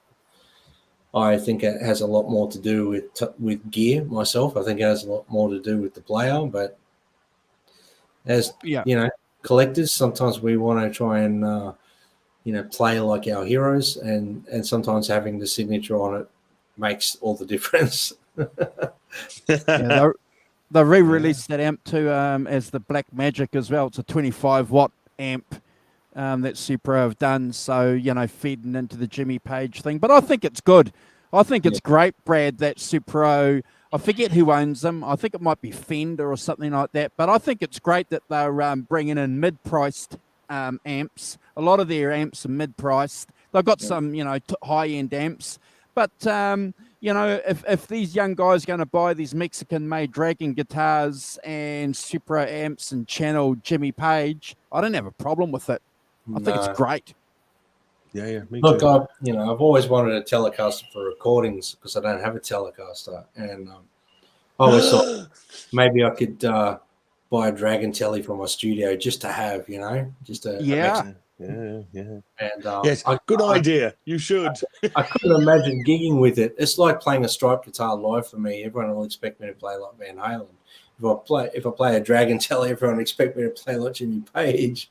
So I'm not sure I'm able to do either. So, but so yeah, thanks for sharing those photos, Andrew. I think it just helps, you know, people get a feel for what we're talking about. We can't play the music, but we can show photos. So. Yeah, no problem. But if there's any consolation, those Black Magic amps are getting rave reviews. So they're not shitty amps. They're good amps, and they're priced really well. So, you know, again, you know, we're EVH nuts here, and guys are buying 5150 Iconics and EVH amps. There's a lot of Jimmy Page nuts out there, bro. And if they're going to buy these guitars and amps, why not? It's great. Just got a question from Chris Wilton about a couple of questions. I think first gig in Leeds, the first gig Led Zeppelin did in Leeds was January the 24th, 1970. That's the first time they played at Leeds University. Wow. And he also asks, where is it? Well, I presume he's asking who was the equivalent in Led Zeppelin's day. Not quite sure what the equivalent to who. Chris Passy. perhaps you'd like to elaborate a bit. We'll see if we can answer that. So we can answer that, but yeah, equivalents to contemporaries we can certainly answer, but yeah, fantastic pictures and stuff, and clearly all with the bow and stuff is some of that is great piece of showmanship, isn't it? You start getting a bow out, it's like, sawing away on the old telly. It's a fantastic fun. Yeah. It's always amazed me because, like, before I knew, when I was young and I first got into the record, I just thought it was a Les Paul on the record. I had no idea it was a Telecaster. I think lots of people did, didn't they? Me too. And no idea. That's the honest truth, and I'm not ashamed to say I was corrected. And then I went and investigated it, and I was like, wow. So it just goes to show Page had a tone in his ear that he was after, and he managed to achieve it with whatever he played. I always thought, even when he played a Strat, he sounded like there's certain songs where he plays a Strat, you're like, is that a Les Paul? On In Through the Outdoor and stuff, and then you realise it's a Strat because he uses the bar. So Yep. Yeah. That's right. And if you listen to it, you can hear it as a telly, can't you? You can hear that it's a telly on something rather than Les Paul. But if you really, but I don't think anybody, you just see him live and you just assume that what he's playing live is what he's recorded with. But yeah, not the case. Yeah. But no. Yeah. Well, I mean, look, this album was done in 36 hours. So let's just, they kept it simple. They used the same gear. They just recorded throughout the whole thing. So. Okay, so we're up to side B or side 2 for you vinyl sniffers, and your time is going to come is the opening track to side 2, and I've just got to say, how good is this song? It puts you in a mood off the bat. Like the minute that the organ comes in, it just puts you in that you lose yourself, kind of get hypnotized. The church organ vibes from Jonesy are just so good. There's some fantastic drumming from Bonham in this. I love his feel. He knows how to put the right feel on the right song and all over the song. It's remarkable. Page had some really nice pedal steel guitar parts and some really beautiful acoustic guitar playing. It's a great catchy melody, some heartfelt singing from Robert Plant, and there's some fantastic drum rolls from Bonham towards the end. I've always felt this song is like a bit of a sing-along song. It's got like that sing-along chorus, and I think they might have went for that. And I think they wrote this song. I feel like it was written to have that in mind if they performed live, that they wanted everyone to sing along with it. Your time is going to come. I think it's an absolute epic song. I love the sing-along way at the end, but I love how it segues into the next song and crossfades in. And we talk about an album in succession, listening track for track for track and not just picking out particular songs. And I couldn't imagine these two songs really being separated as songs. So, but I will rank them individually. And Your Time is going to come. I have to give it a 10 out of 10. I adore the song. I love Robert Plant's vocals in this song. And for that alone, it's a 10 out of 10 for me. It's never a skip. Yeah. So I think, I can agree. I think you're right. This is kind of like the slightly poppier version of Led Zeppelin, isn't it? With the chorus that you can sing along.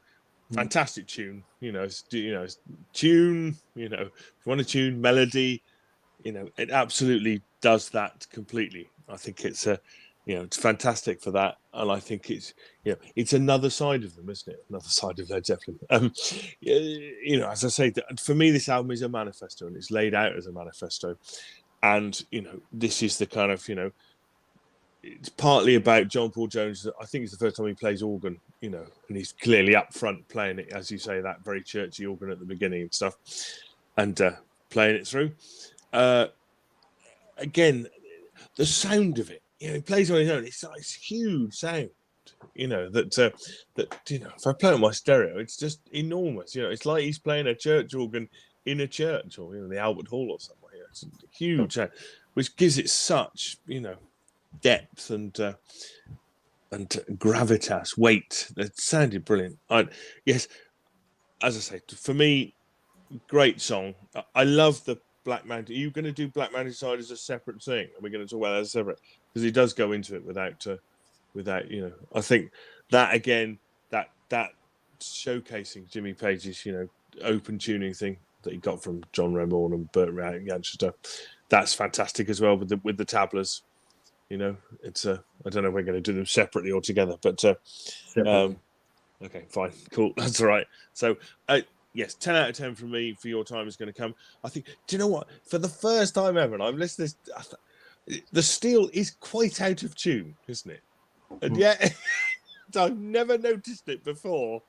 It was really funny. When I really listened, I was like, God, it is quite out of tune, isn't it? Quite some of it is. It's like, ooh, look. Made me laugh, actually. I thought it was really cool. But Pace don't care. It's like, it's good enough. Right, we're moving on. Next thing. So, yes, 10 out of 10, never a skip. And as I say, part 5 of the manifesto for me. Mr. Walton. If the album has a wink link, this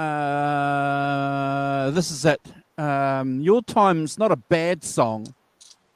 Far from it. It's not a bad song, but you've got some interesting things going on there with the background vocals. Hold on, I'm going to get Brad into the chat. It's okay, brother. The vocals are interesting. The chorus, there's some. That's the good part of the song.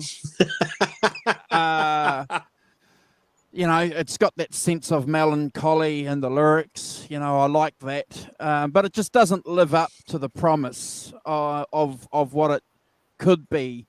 And it's no surprise that Page sort of steered away from that kind of pop stuff and didn't do a lot of that poppy kind of stuff on future Led Zeppelin albums, because he's not, in my opinion, suited for that. So, look, guys, I'm going to have to give this an 8 out of 10, but it's never a skip. That's fair enough. An 8! Yeah, sorry, brother. Yeah, well... I'm not angry. I'm just disappointed. I jumped off because I didn't want to hear the score, and I came back hopefully you'd done it, because I could hear where you were heading. Yeah. For me, I've always seen Your Time Is Going to Come and Black Mountain Side as kind of like one song, just because of the way it segues in and crossfades in and from the previous song. Look, I've always really enjoyed Black Mountain Side. I think it's really enhanced from the color of the tablas on the song. I love the overdubbed acoustics as well. There's some really cool overdubbing with the acoustics. It's a short piece of music. It definitely has melody and vibe, and it has a tension part in the song as well, which I really enjoy that. I love the way that the song abruptly stops and allows the energy of the next song to take over, which we all know what that song is. When I listen to Black Mountain Side, I can hear how that song in particular influenced so many bands that do open tunings and stuff. And one of the ones that just resonates really strong with me as a musician and as a music fan is a band called The Tea Party, and from Canada. And I think they probably listened the absolute hell out of this song and stole a lot of ideas from it. I have to give this a 10 out of 10. I love Page playing the acoustic stuff. I love when he does open tuning stuff. And I have to say, no one plays guitar like Jimmy Page. His timing's unique. He's a very unique player. And, I give it a 10 out of 10. Never a skip, Simon. Yes, couldn't agree more. I love the kind of that open tuning acoustic. It was probably my introduction to it. Right? I don't think that in '72 that I would have heard. I certainly wouldn't have heard people like Ry Cooder, and I wouldn't have heard probably anybody doing what I thought of. I don't think I wouldn't have heard John Renbourn and Burt Yanch and people like that doing those things. I don't think so. I think this would have been my introduction to it, that kind of folkier side of, really, serious folky side of it. So 10 out of 10 for me on that score alone, But again, another part of the manifesto, that kind of acoustic, open tuning kind of thing that with the tablas as well. Fantastic, piece of colour. Completely different. John Bonham not playing the tablas, by the way. It is a proper tabla player who plays on it. So yes, 10 out of 10 for me. Fantastic, fantastic atmospheric, hypnotic piece of, played in open tune. It's lovely. I hope I redeem myself because setting aside what the other musicians are doing, Page gives us space to educate his fans at the time when this album was dropped that he's more than just a blues-based rocker. The man spent years honing his craft as a complete guitarist, capable of finger picking, alternate tunings, and complex time signatures. And he's not embarrassed to share that those hard-won skills with us. And because of that, and because of everything that Brad and Simon said, this has to be a 10 out of 10. It's just fantastic. It's magical. It's brilliant. It's ringing in your ears. It sets the benchmark. We always talk about, don't we, Brad, that, Led Zeppelin, rockers. But as the rock professor said, there's this other delicate, beautiful side to them, which just, the perfect band. Never a skip. Never a skip, 100%. Well, I mentioned in my ranking of the song that I love the way that the song abruptly stops and then allows energy for the next song to take over. And by God, does it take over? It's just communication breakdown. Song comes in with some powerful, energetic downstroke picking from Page on the guitar. Now, say what you will, whether Page contributed to inventing heavy metal or not, I don't ever see it that way. But, I'm sure this picking pattern that Page is playing on this influenced a lot of bands, including, Metallica, Pantera, Correct. all bands. So, such fantastic playing from Jimmy Page, so clean and clear with that picking, with the stabbing accents from, Bonham and Jones. The song's just powerful. There's once the band kicks in, it's all power energy. We hear some fantastic vocals from Robert Plant here. Some great vocal overdubs as well. Catchy chorus. Definitely has your fist pumping in the air while you're driving in the car or singing along with it. There's some nice layered overdubs from Jimmy Page on guitar. The guitar solo is just explosive. I'm sensing Jimmy Page is squeezing his wah pedal forward and holding it there to get that tone. I can't confirm that, but that's what it sounds like to me. The ending is fantastic. The BVs and the ad-lib singing on the outro of the song, just wow. It's been a favorite of mine since the very start of Led Zeppelin. I used to make mixed, tapes, 90-minute tapes, and this song opened one side of my greatest hits of Led Zeppelin, and on side B, Good Times, Bad Times opened the side B. and I have to give it, 100 out of 10. It's a power-packed song. It's a song you could play to someone who's never heard Led Zeppelin before as an introduction to Led Zeppelin. To me, it's catchy. It's not quite where Led Zeppelin went to moving forward, but it catches where they were at that moment, and they really honed in on everything they were about in this one song. Simon. Yeah. For me, it's interesting you talk about how it influenced, Metallica, other bands going for that with that fast downstroking. It's I always thought this is a sort of it's like a 50s rock and roll song. Oh, yeah. Apparently, I read that it was inspired by an Eddie Cochran song called "Nervous Breakdown." So I was just thinking about it when you were talking about that influence and invention are two different things. You could be, that downstroke could influence bands coming later in terms of the way they played, but they play it with a completely different sound, completely different set piece of equipment, stuff they had then that Jimmy Page didn't have, and they make something else completely different with it. So I think, that absolutely, I hear a kind of much more a lineage with punk, really. It's a very sort of punky song, short, sharp, bang, straight in, with a massively fierce, speedy solo. The other thing I'd say about it that I noticed was that John Paul Jones, he knows when to sit back and he knows when to drive a song, and he drives this along with his bass. I mean, absolutely keeping up with Page, kind of doing that thing. Just found some really interesting stuff about Jimmy Page. He was interviewed in Guitar Magazine, and he said that he used a small mic'd amplifier to create this guitar and a shootbox sound. I put it in a small room, a tiny vocal booth type thing, and mic'd it from a distance. You see, there's a very old recording maxim which goes, distance makes depth. I've used that a hell of a lot on recording techniques with the band generally, not just me. You're always used to them close miking amps, just putting the microphone in front, but I'd have a mic right at the back as well, then balance the two to get rid of all the phasing problems, because really you shouldn't have to use an EQ in the studio if the instruments sound right. It should all be done with the microphones. But see, everyone's gotten so carried away with EQ pots, they've forgotten the whole science of microphone placement. There aren't too many guys who know it. I'm sure Les Paul knows a lot. Obviously, he must have been well into that, as were all those who produced the early rock records where there were, one or two mics in the studio.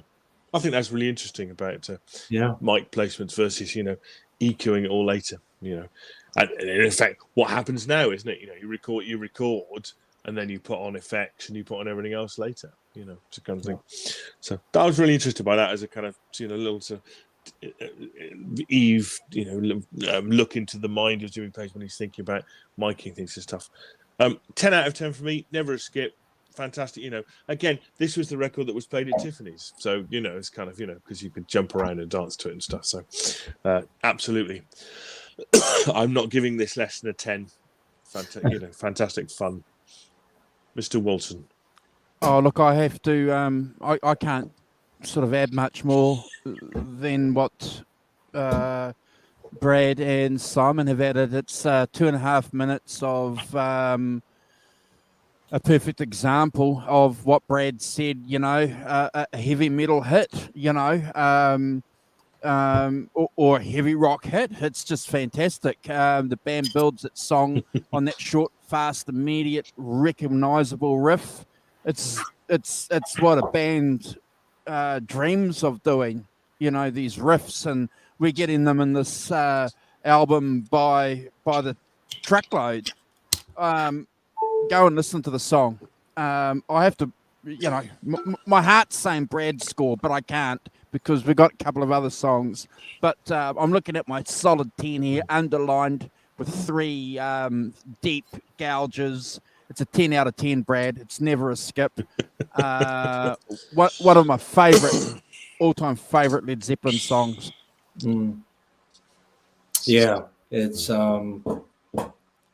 it's a mandatory song if you're going to make a greatest hits of Led Zeppelin, in my opinion. You have to have it on there.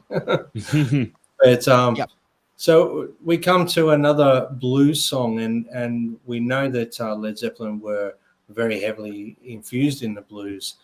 So they do this song called "I Can't Quit You, Baby," and it starts off with a real a cappella style vocal from Plant bringing it in, and he's really channeling the feel of like older bluesmen with his vocal delivery here. When the band comes in, it's powerful, but then it drops. It comes in with this immense power, it's like volume, and then they dynamically bring it down, so it becomes a mellow vibe. The song, there's some lovely guitar playing from Page through the verses. I've always loved his, when I can't quit you, babe, when he plays his licks. I've always loved that in this song. I love it. Jones is holding it down. He's holding it tight like super glue. He's, bottom thumping along, keeping time, but Jones is holding this down. This, in my opinion, would have been done live. I have to say this was no thought of an overdub on this whatsoever. They just did probably 1 or 2 takes and then that was it. There's some really, really stellar vocals from Robert Plant. He could really wow right high up there in that higher register with so much ease. I don't know whether it was because of his age, his voice, but he, obviously through the heavy touring and that, his voice suffered because of abuse and things he would do to his body. But his vocal, in my opinion, I don't think there's many people that can come close to what Page could achieve. I like I said, the solo in this from Page is very raw. It's right on the edge of coming off the rails. I've said this in the past about Jimmy Page. He sounds like he's coming off the rails at any time, but he never does. He just holds it in there. Like I said, I'm assuming this was a one-take version without any overdubbing or fixing. Yep. They didn't fix the mistakes in this. I love this version of it. I know there's another version of it on Coda as well. I think I like this one as the supreme version of it. 10 out of 10 for me, never a skip. I love this song. I love this blues song anyway, and I love the way Zeppelin do it. So, Simon. Yeah, absolutely. Yeah. Interestingly, it's kind of it is live in the studio. They say they record it live in the studio, and Jimmy Page said, "Yeah, there are mistakes in it, but it doesn't make any difference. I'll always leave the mistakes in. I can't help it. The timing bits on the A and the B flat are right, though it might sound wrong. The timings just sound off. There are some wrong notes. You've got to be reasonably honest about it. But you're right. It's all about the feel, the vibe, that kind of slow blues thing. John Paul Jones really holds it down. Now, that was my thing about the previous song. He knows when to drive, like the previous song, and then he knows when to just, sit back and be the glue that holds it all together and let them all play around him, And, Bonham playing around him is about right. It's fantastic, and the vocals and the guitar kind of, where they go back and forth together, duel is classic Led Zeppelin. So again, laying it out, this is the sort of thing we can do vocally and guitar wise, and this is the way that we sit around and we listen to each other, And when you see pictures of them, you see them at the O2, there's vast stage, and they're all in the middle. They're all huddled around the drummer, because that's what real, that's how you listen to each other and what you're playing and stuff like that. You're not wandering about 20 yards the other end, kind of. And when you look at the Rolling Stones, Keith Richards is always standing beside Charlie Watts, standing right beside him. He might wander to the front to do a little something, but pretty much Keith is back by Charlie Watt, because they're, in sync and they want to sit there and stand it. I think it's a fantastic version of this. I think it's inventing that new genre, kind of heavy blues thing that they went on to dominate, and millions of other people kind of took into new areas as well. 10 out of 10 for me, never a skip. Fantastic version of it, and I'm all for the playing live in the studio. It's brilliant. And I agree. It's a Willie Dixon song, isn't it? The original. Yep. Yeah. Correct. Yeah. Yep. Andrew. So as Brad said, it's based on a 12-bar progression. It's fantastic. We love the blues. But what's really interesting about this version is the last 2 measures of the pattern feature a clever lift of the chords, and it just creates that an extra dimension between that tension and release. And obviously the idea goes back to Willie Dixon. So the fact that these British cats knew that and were doing that again is fantastic. No extra guitars, no background vocals, keyboards, percussion, all heard, played straight, had the guts to leave it on the record as it was. Again, I just take my hat off to these young guys saying, well, mate, this sounded pretty good. Let's release it. And because of the backstory behind the song, you guys know that we love backstories on this channel. We love talking about it because the backstory gives us a heightened perspective of the songs that we talk about. And because of that, Brad, I have to give it a Brad score. I love the song. I adore it. It's a Brad score. Wow. It's a great version of the song, and I've heard a lot of other versions as well. And I've heard Zeppelin do it in bootlegs and on Coda. Like I said, there's another version of it, but that version of that is sensational in my opinion. So I love it all. Love it Yeah. all. You know, their live versions on that Danish TV. It's just Oh yeah, it's unreal. The Danish TV show is just like another level. That's just I'm that's gonna amazing. have dinner. I'm gonna have dinner after the show and go and watch it. Yeah. Well, guys, we come to the close of the record, and how many more times have we got to this point? And actually listen to the and that was a little pun intended. How many times? How many more times from Led Very Zeppelin? good. It's just it's such a cool intro. That swinging feel, the bass and drama just swinging, and then Page comes in with his wah guitar parts. Well, and the where he goes up higher with Robert Plant's. It fades in and then fades out. That's just sensational stuff. The riff, it's intense when it kicks in after the drum fill, and it's kind of pounding along. It demands attention. It's like, here we come. We're here. This is our last song. Cop it, Plant doubles that approach with his vocals as well. He's demanding your attention in this song. The solo, it's fantastic. A real throaty sound on the guitar. It's doubled in sections. He's doubled some parts. Yeah. Features another violin guitar solo from Jimmy Page. I actually really like this violin solo. The way it's recorded and everything's sensational. I love the tom playing from John Bonham during that violin bow solo, where he's playing on the toms. It's just it sets such an amazing vibe through the song.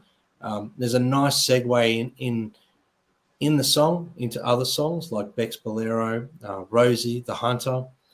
Sounds like it was a bit of a jam in the studio to me, and with a bit of reading and that confirmed that they just jammed this song, and that's where they went in the song, and they recorded it that way.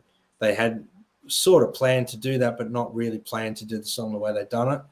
The band's absolutely blasting through the outro again. Closes the album perfectly.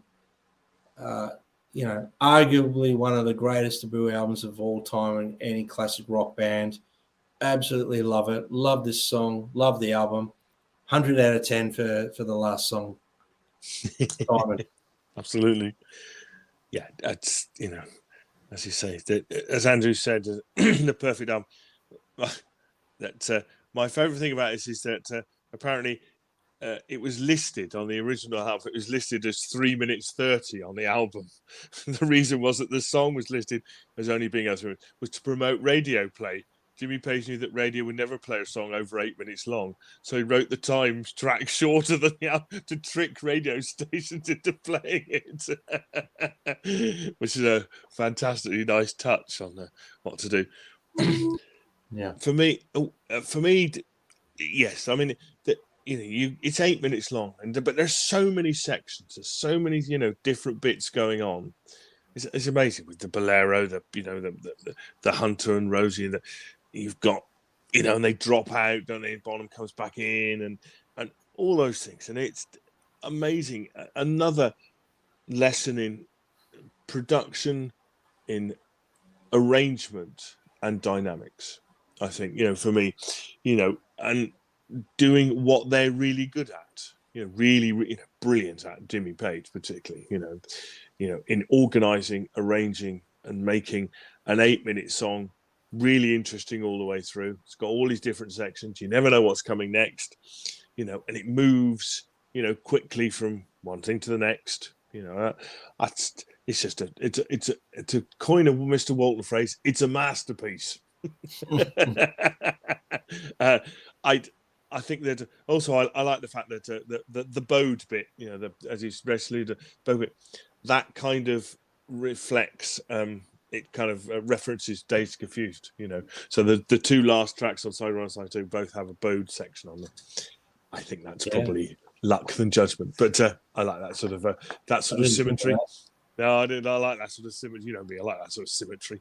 So 100 out of 10 from me, an absolute classic Led Zeppelin song, and you know, never ever a skip. I agree with you. And at 3 minutes 36, you know, it seems like the song's going to end, doesn't it? You know, with that just waffling reverb. But if Led Zeppelin were concerned about getting the song on the radio, the length up to that point didn't really matter, did it? You know, so again, another revolutionary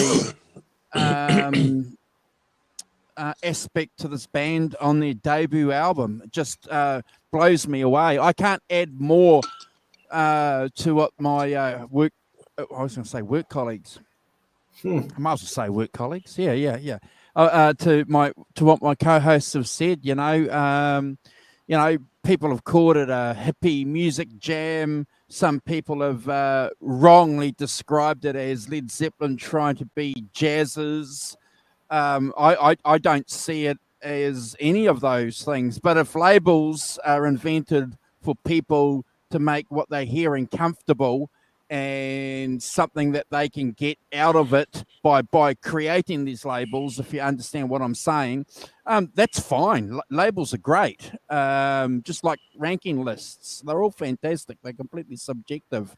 But I agree with you, Simon. It's never a skip. There is just something about this song on this album, and we love talking about this. We like picking songs, don't we, guys, that give us a hint of where the band might go in future albums. This is certainly the song for me. It's the last song on the album that clearly tells me where this band is going to go, and we hear it on so many other albums. We hear lots of we did Led Zeppelin 4, and we can hear that connection on this song clearly with some songs on Led Zeppelin 4, the continuity that Brad likes to talk about, which is really, really important. Credentials and music is so important. Love it. Never a skip. Great album, great song. Yeah. There you go, guys. We successfully got through Led Zeppelin 1. So that was a fun record to listen to. I think, never get sick of it.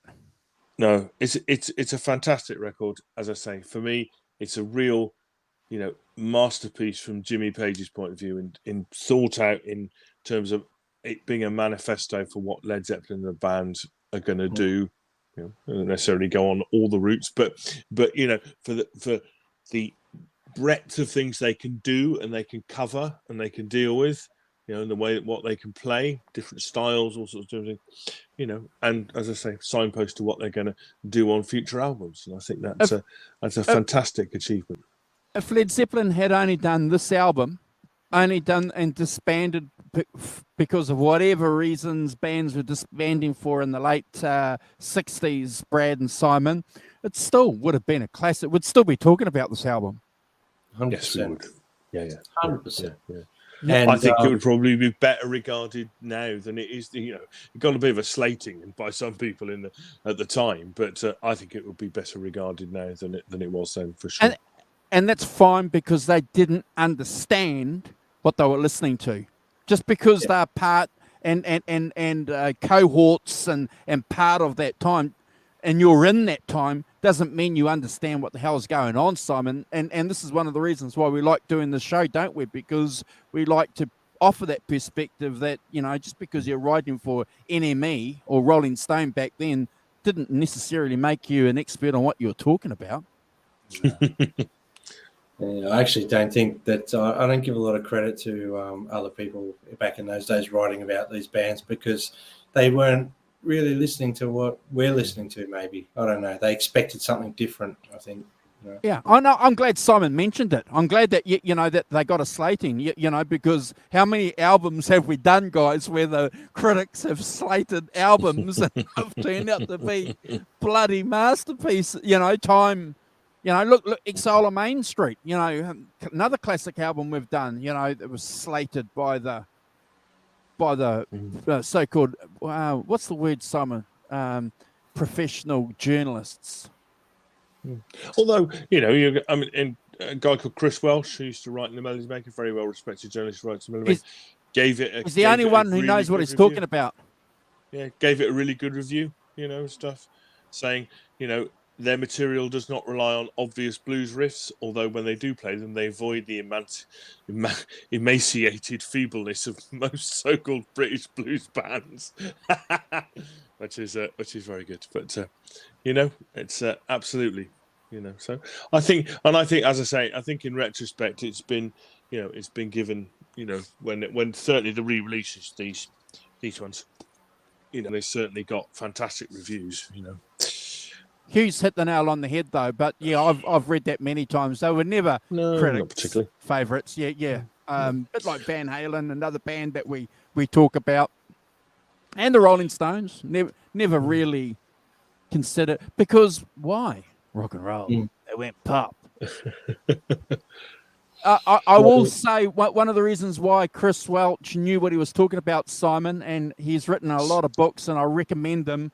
I'm reading his book on Cream at the moment, again, flicking through it. He's an insider. That's why. The bands took him in. They pulled him in. He would be at the tea parties. He was there taking the bumps and smoking the hoochie moochie and... with the, you know, with the bands. Hoochie moochie. That sounds like a 50s dance. That does, doing the hoochie moochie. Oh, it's a family show, Simon. I don't want to be responsible for anyone doing the hoochie coochie. You know, there's only 3 hoochie coochie men on this show. There's only enough room for 3 hoochie coochies. I'm your hoochie coochie man. But yeah. Bollocks to the critics. But certainly, Chris Welch knew what he was talking about because he was an insider. Yeah. Well, guys, fantastic. Thank you for letting me pick this album and agreeing to do it. So I'm glad we're all on the same page with it. Awesome. It's been a pleasure listening to this album, brother. We're going to cruise. The Rock Professor has the choice, ladies and gentlemen, for the next album. So as usual, you need to follow him on Instagram to find out what that album is, and or Brad or me, because that's how we release. I know you're all anticipating, what the hell are these cats going to deal to us? What are they going to deal to us? What are they going to inflict? Ooh, I don't know, actually. I've been thinking about it, but I haven't chosen yet. Okay, all right. But if you guys are paying attention to the chat, I've released a couple of bands that I'm going to be talking about. Chris was asking, are we going to do any 1990s bands? So I said to him, I'm going to pick a Black Keys album, and we're going to do the Black Crows. So 1990s? Yeah. The modern era. Oh, actually, the Black Keys aren't in the 1990s, are they? No, they're not. They came out in the 2000s. Yeah. Noughties. Oh. The Black Crows get into the 1990s, though. Yes, they do. Yeah. Are they a British blues band? No, but they play British blues.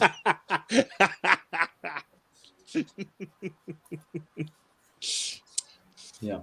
I just enjoy pulling a leg. It's such fun. That's how we squeeze them in. Hey guys, cool. I'm going to hand it over to Brad to say the final word. Then the Rock Professor's going to go through and squeeze out some extra shout outs to you guys. Thank you for joining us. We're not far. We're about 830 or something like that subscriptions, guys. If you're an Australian and you are the 1000th... 838, sir. 838 we are at. Yes, 838. So, thank you very much to everyone who subscribed. Yeah. Awesome. If you're an Australian and you're the 1000th and can prove it by taking a screenshot, Hoss will give you full tickets to the corner bar gig. Hoss will buy you 4 tickets to Iceland. Hopefully not. Sorry, Simon. Sorry, it's Yeah. clearly not. Yeah, well, look, thanks to everyone. And talking about subscriptions, if you do us all a favor and share our channel on your Instagrams and on your socials, on your Facebook, just share a link. That's all you got to do. Just share a link and let people know that we're doing something pretty cool here. And thank you guys for joining us in the chat.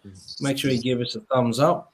Make sure you give us some comments in the YouTube links later on, like your comments on the show or anything you think of about the album later that you might not have put in the chat. Put it in the comment section of the YouTube, so it helps with the algorithms as well. So anything you do to help our channel, we're much appreciative for. So thank you guys, and thank you, Rock Professor and Andrew, for today's show.